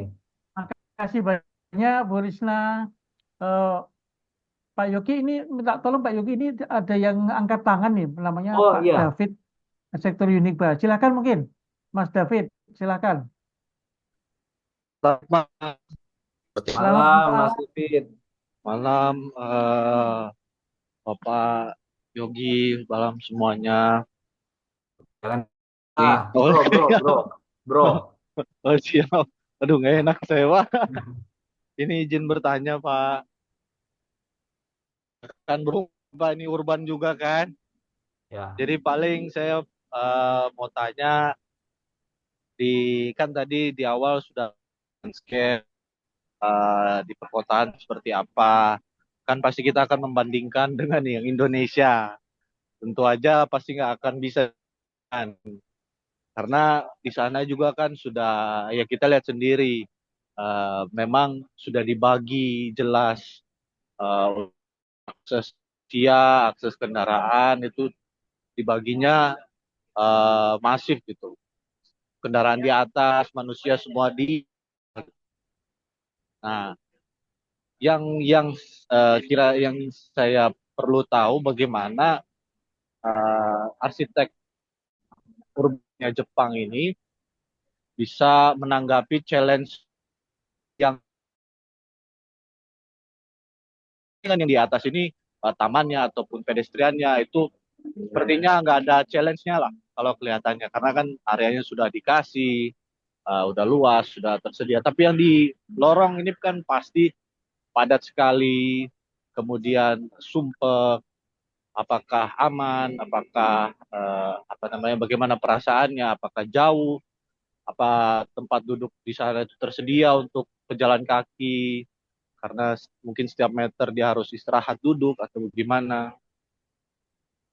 Nah, jadi yang ingin saya tanyakan, gimana kira-kira arsitek Jepang itu menanggapi yang di lorong itu, Pak? Bagaimana perasaannya waktu di situ? Apakah memang hektik atau memang bisa santai, ya, seperti itu, Pak? Apa memang dibagi gitu? Kalau mau santai ya jalan di atas, terus di bawah memang area pekerja yang memang dengan kesibukannya gitu, Pak. Apakah ada yang standar-standar Menurut saya, arsitek yang dilanggar itu, Pak? ini aku juga, Pak, sebentar lagi urusan. Ya, Kalau kamu tinggal itu, dulu Pak, nggak apa-apa. kira-kira. Terima Nggak perlu kasih. matikan aja deh AC-nya. Matikan aja AC. Edit. Ya, mungkin langsung ditanggapi aja Mas Yogi. Bentar, saya lagi mencari referensi yang terkait dengan lorong. Kebetulan 2 bulan lalu kami ada apa ya? Kalau di orang Indonesia bilang apa? KKN, KKN kuliah kerja nyata. Kalau di kita disebut dengan charity, ya. Di charity ada sebuah kota di namanya Ida City, ya, Ida City di Nagano, ya. Itu, aduh, saya nantilah saya akan perlihatkan. Tapi secara umumnya seperti ini, Mas David. Jadi eh, lorong ya di Jepang ya. eh memang kalau kita em, apa mencari lorong di Jepang itu pasti karakteristiknya pasti berbeda dengan di Indonesia. Baik itu dari lebarnya mungkin ya. Kalau kita cari lorong yang sama dengan Indonesia mungkin susah ya di Jepang ya. Di Jepang susah karena memang minimal biasanya lorong itu bisa dilalui jalan itu bisa dilalui oleh satu kendaraan ya, satu kendaraan. Jadi bukan kalau Indonesia kan apa hanya sepeda motor aja yang bisa masuk ya, tapi kalau di Jepang itu minimal bisa masuk satu ya, satu mobil seperti itu. Eh, karena ya itu tadi karena terkait dengan aspek aspek keselamatannya ya, mungkin mereka beranggapan bahwa keselamatan itu apa hal yang penting terkait dengan kalau ada bencana kebakaran, bagaimana akses mobil mobil bisa masuk, orang bisa menyelamatkan diri ya seperti itu. Elemen-elemen apa hijau itu banyak juga hadir di lorong-lorong Mas David ya. Contohnya ini ada di mana tadi ini di Torimachi ya, Torimachi izin share ya. Ini yang di area tengah ini lorongnya termasuk lorong sih sebenarnya di Jepang ini Mas David. Jadi apa lagi elemen hijaunya diperbanyak Mas David. Elemen hijau diperbanyak kemudian apalagi namanya atribut-atribut yang di atas ini ada semacam rumbai-rumbai di atas ini itu juga sebagai elemen dari estetika ya, elemen estetikanya. Jadi area itu apa diperuntukkan untuk pejalan kaki ya. Jadi pertanyaannya bagaimana dengan apa ya dengan mobil ya bisakah mobil masuk situ ya jawabannya eh, apalagi namanya tidak bisa ya makanya untuk itu disiapkan kantung-kantung parkir Mas David. Siapkan kantung-kantung parkir supaya orang parkir di satu tempat kemudian masuk ke dalam. Tapi memang kalau kita lihat konteks Indonesia itu mungkin kita butuh bertahun-tahun untuk bisa mengaplikasikan terkait dengan pengaturan eh, apa kantung parkir dan sebagainya karena di Jepang itu orang tidak boleh sembarang parkir ya. Kalau kita beli mobil itu bukan mobilnya dulu yang kita beli, tapi parkirannya kita siapkan dulu. Jadi kalau Anda punya uang tapi tidak punya area parkir di rumah ya ya jangan harap bisa beli mobil ya, bisa beli kendaraan. kendaraan. Ya itu kantong-kantong parkir disiapkan, kemudian orang betul-betul tertib, tidak apa ya, tidak memasukkan kendaraan di daerah yang tidak bisa dilewati kendaraan. Kemudian elemen-elemen hijau juga ya yang diperbanyak. Ya, seperti itu Mas David. Ya, kalau apa tergantung juga ininya Mas David ya, tergantung juga konteksnya, konsep apa yang kita ingin buat di lorong itu. Lorong itu untuk wisata dan untuk apalagi nama ekonomi komersial ya, mungkin contoh yang sebelah kiri ini bagus ya, ya. Tapi untuk lorong untuk ya betul-betul hunian kampung, istilahnya kalau kita kampung itu mungkin saya belum dapat ininya ya, saya belum dapat contohnya di Jepang. Nah, mungkin ini jadi PR buat saya Mas David untuk cari ini. Mungkin nanti kalau sudah bisa saya share dengan Mas David ya seperti itu. Ya seperti itu Mas David. Siap Pak, dengan senang hati. Terima kasih Pak. Ya. Biasanya Mas David tanya begini lagi ada proyek biasanya Bu Ir. Dia lagi berpikir ini mah. Enggak juga sih Pak. Ya seperti itu. Terima kasih Bu Ir. Ya, baik. Makasih Pak Yogi. Pak Edit, bagaimana? Apa satu Oke, pertanyaan? mungkin ini Bu Hilma, saya kasih kesempatan satu pertanyaan lagi. Mungkin kalau memang ada lagi satu, mungkin bisa teman-teman dari mahasiswa Unuk Kaltim atau mungkin dari perguruan tinggi yang lain mungkin. Bu Eh, Irma, silakan. Mas ada Senuri, satu, ya, silakan. baik, baik. Terima kasih, Pak Yogi. Selamat malam, menarik terkait dengan arsitektur Jepang ini. Eh, Mungkin ada satu yang ingin saya tanyakan terkait dengan dari tadi saya belum lihat itu pengaturan drainasenya, Pak, untuk desain arsitektur Jepang ini. Baik untuk pengaturan drainase di rumah tangga maupun di komplek 1 RT gitu ya. Kita tahu sendiri kalau di Samarinda itu beberapa tempat kalau hujan sudah cukup deras itu 1 RT bisa kebanjiran semua. Nah, kalau saya perhatikan baik tadi model-model rumah, baik rumah eh, yang model lama. Kemudian juga kalau kita mungkin sering nonton film Nobita itu ya, film Doraemon itu, di kompleknya Doraemon itu.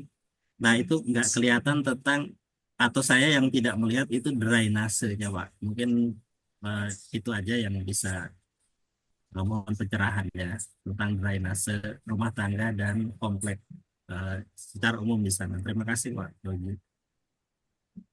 Silakan Mas, langsung. Terima kasih Pak Senuri Pak ya. Pak Zen, Pak. Ya, makasih Pak. Saya bisa panggil siapa ini? Pak Zen kali ya. Pak Zen ya. Izin Pak ya. Kalau ya mungkin saya tidak memasukkan terkait dengan konsep utilitas ya terkait dengan drainase karena ya memang tugas yang diberikan terkait dengan apa program ruang. Tapi tidak apa-apa Pak. Ah, di Jepang itu dia menggunakan drainase tertutup, Pak. Drainase tertutup, tertutup. Kemudian di setiap beberapa meter ada grillnya, ada grillnya. Kemudian dari drainase tertutup itu ada drainase intinya, Pak, drainase besar. Jadi dari yang kecil itu kemudian masuk lagi, Pak, ke daerah ke drainase yang besarnya itu dari gorong-gorong yang besar, Pak. Itu super besar.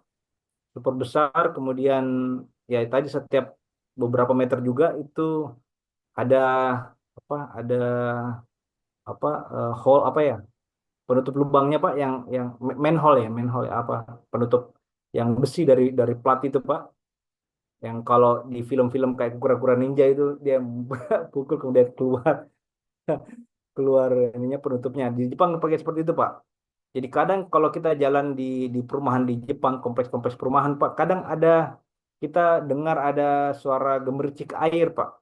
Kita cari mana ini gemericik airnya. Ternyata itu bersumber suaranya dari pipa besar, gorong-gorong besar ya, drainase besar yang ada di bawah jalan. Jadi dia posisinya Pak bukan di pinggir, kalau kita kan drainasenya di ini ya, di pinggir Pak ya, di pinggir jalan ya. Kalau dia posisi drainasenya di tengah jalan Pak, cenderung di as jalan. Tapi dia di bawah, jauh sangat jauh di bawah. Nah, jadi ya seperti itu sistemnya di Jepang. Kemudian terkait dengan debit air, Pak. Debit air di Jepang itu tidak apa ya, tidak sama dengan di Indonesia. Memang debit air di kita sebagai negara tropis itu sangat sangat besar, Pak. Diakui sangat besar sehingga memang kalau kita mengaplikasikan sistem Jepang mungkin kadang juga bisa jadi juga belum bisa menyelesaikan masalah. Saya tidak tahu ya, karena harus dibuktikan dan penelitian, Pak.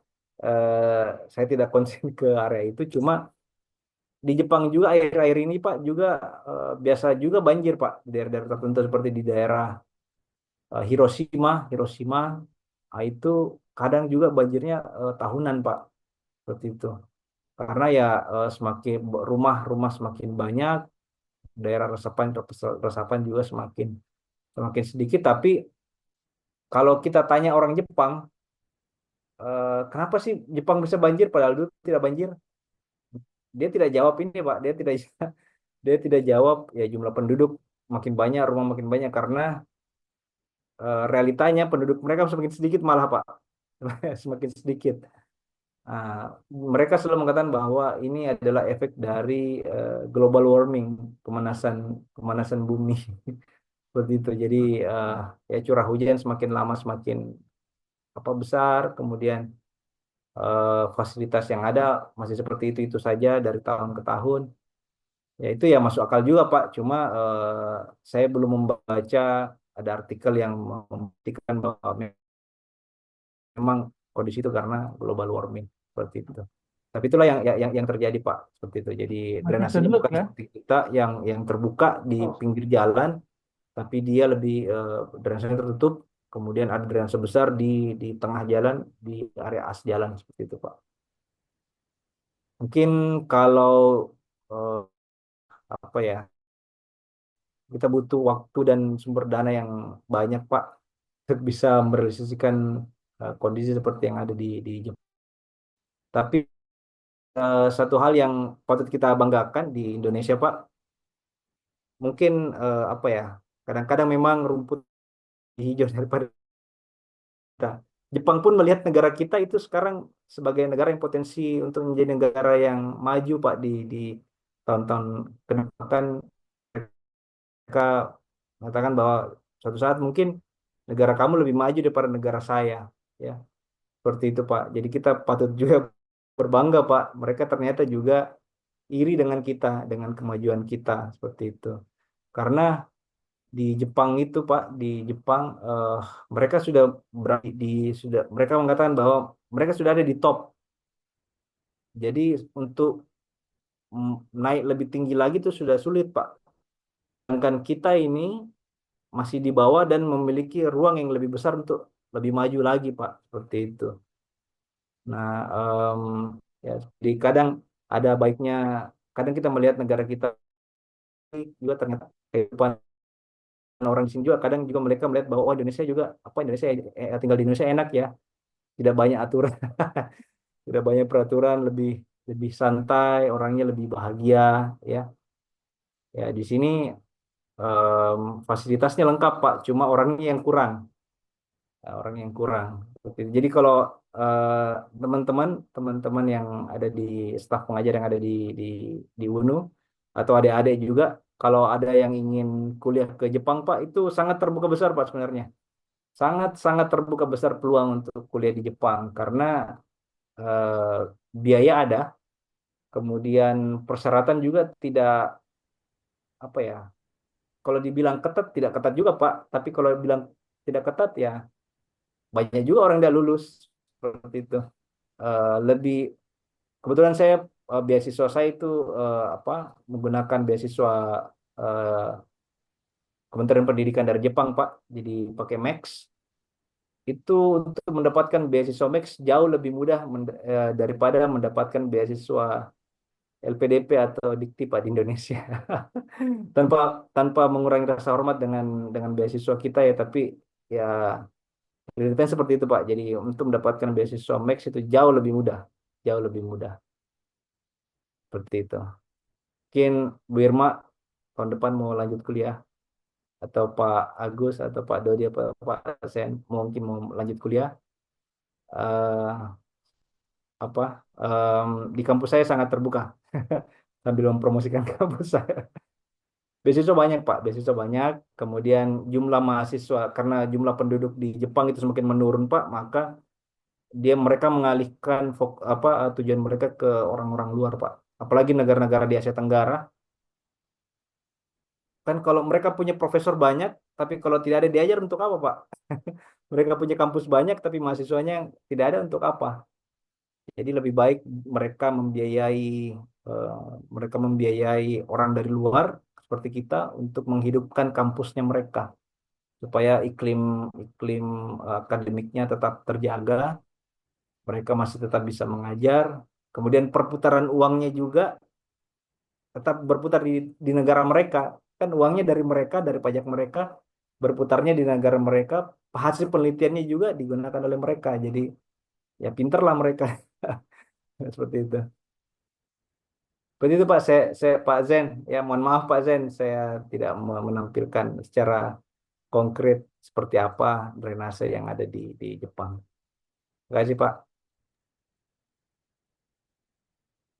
Ya, terima kasih Pak Yogi untuk jawabannya dan Mas Zenuri terima kasih pertanyaannya.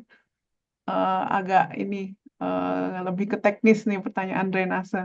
Tapi tadi Pak Yogi juga sudah menyampaikan trik-trik bagaimana dan mengajak kita untuk ikut ke sana ya. Semoga ada yang satu saat dari kita bisa seperti Pak Yogi. Baik Pak Edit, mungkin bisa dirangkum dan kita bisa kembalikan ke MC ya Pak Edit. Tidak ada izin Bu Ir, Pak Edit, tidak ada pertanyaan dari ITK, Pak. Oh iya, ya, Tadi ada silakan. Oke, UNU, maaf. dari Uniba, dari TK, mana ini? Kayaknya ada Ya. nih mahasiswa ITK saya lihat ini. Sebenarnya ada satu di chat nih, Pak Yogi. Apakah pemerintah Jepang mempunyai aturan tertentu untuk desain eksterior? Karena setahu saya jarang Oh terlihat iya. eksterior yang mencolok di sana. Mungkin secara singkat, Iya. Pak Yogi. Oke, makasih ya. Ya tentu saja ada ya, tentu saja ada di Indonesia pun sebenarnya ada ya. Nah, tergantung konteks wilayahnya di mana ya. Kalau dia konteks wilayahnya misalnya di daerah shopping street misalnya di daerah apa pertokoan sampai eh,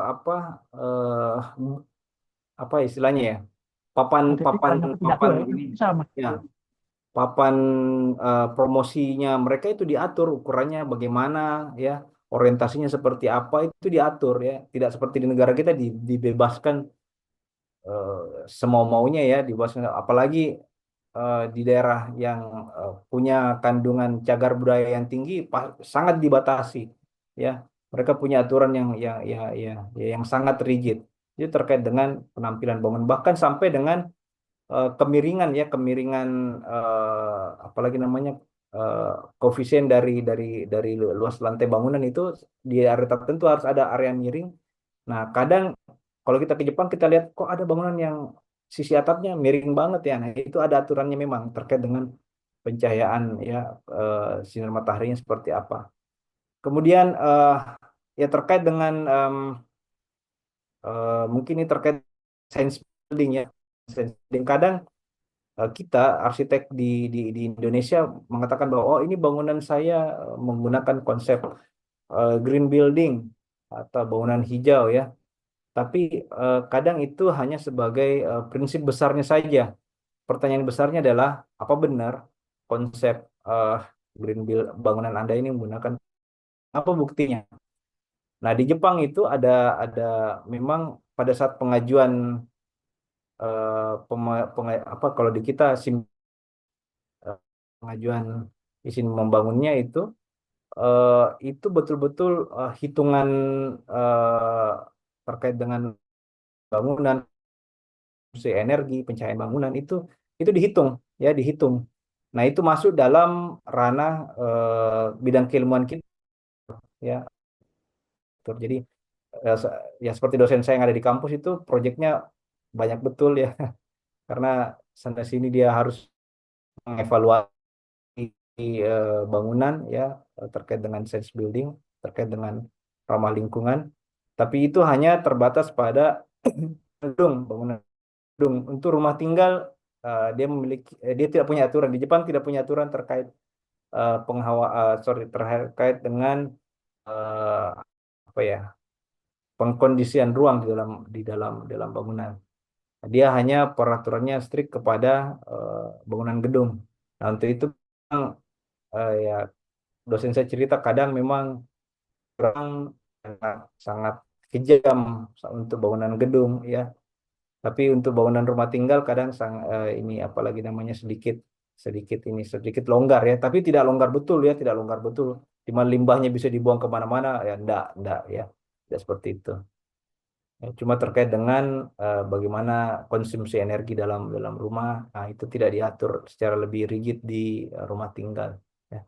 Seperti itu, Bu Ir. Ya, terima kasih Pak Yogi. Baik, bagaimana Pak Edit? Saya kembalikan ke Pak Edit. Baik, mohon maaf ini Pak Yogi, terpaksa kamera saya matikan. Kalau saya nyalakan langsung terkeluar saya ini. Jadi kalau saya melihat memang kita sudah waktunya sudah.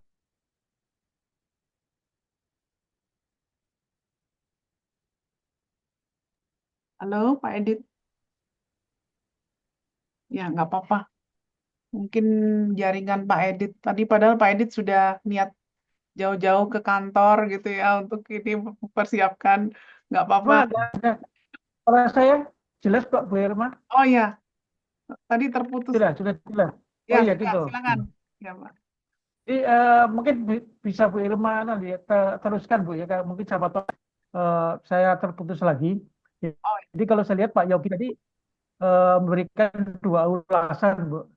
Jadi yang masalah arsitektur, di mana arsitektur itu ada terbagi dua, arsitektur kota sama arsitektur bangunan. Kalau arsitektur kota tadi sudah mengarah ke urban tadi kan, ada mengenai RTH, mengenai pedestrian, kemudian mengenai distrik dan sebagainya. Kemudian untuk yang bangunan itu mengarah ke bangunan tradisional yang notabene tidak terlalu jauh dengan bangunan kita di Indonesia, mungkin mengarah ke prinsip tadi apa, cross ventilasi, kemudian mengenai pencahayaan alam dan sebagainya.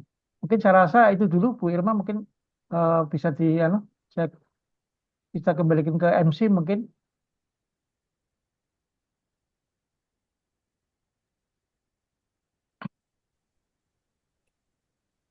Oke, baik, materinya sangat menarik sekali untuk di pembahasan di arsitektur Jepang ini.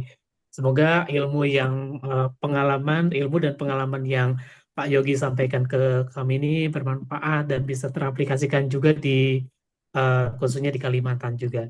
Baik, teman-teman sekalian, kita sudah berada di ujung acara ini. Namun sebelum meninggalkan, kita boleh dibukakan kamera dulu untuk sesi foto dulu. mari buka kamera. Ya. Dibuka dulu kameranya.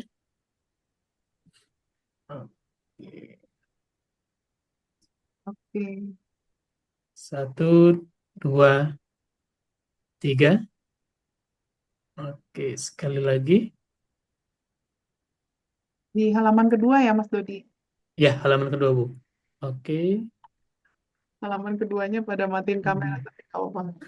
Oke, siap. Kopak. 1, 2, 3. Ya. Di halaman ketiganya. Lumayan banyak juga pesertanya. Oke, demikian rangkaian acara kuliah tamu hari ini. Kami mohon maaf atas segala kekurangan atau hilaf berlangsung. Semoga acara ini bermanfaat bagi kita semua. Terima kasih atas partisipasinya. Sampai jumpa di acara berikutnya. Assalamualaikum warahmatullahi wabarakatuh. Waalaikumsalam Waalaikumsalam wabarakatuh. warahmatullahi wabarakatuh. Terima kasih. Terima kasih. Terima kasih Pak Yogi. Ya, benar. Terima kasih mahasiswa UNU, Pak Agus, Mas Enuri, Mas Siap. Dodi, Terima kasih Bu. Rijal, Mas Sunarto, Izin. Mas Ana. Ya, terima kasih Jadi, Pak. Saya selalu. izin lift, Pak, Siap. Ibu. Assalamualaikum, Nah, Pak Abed. Terima kasih.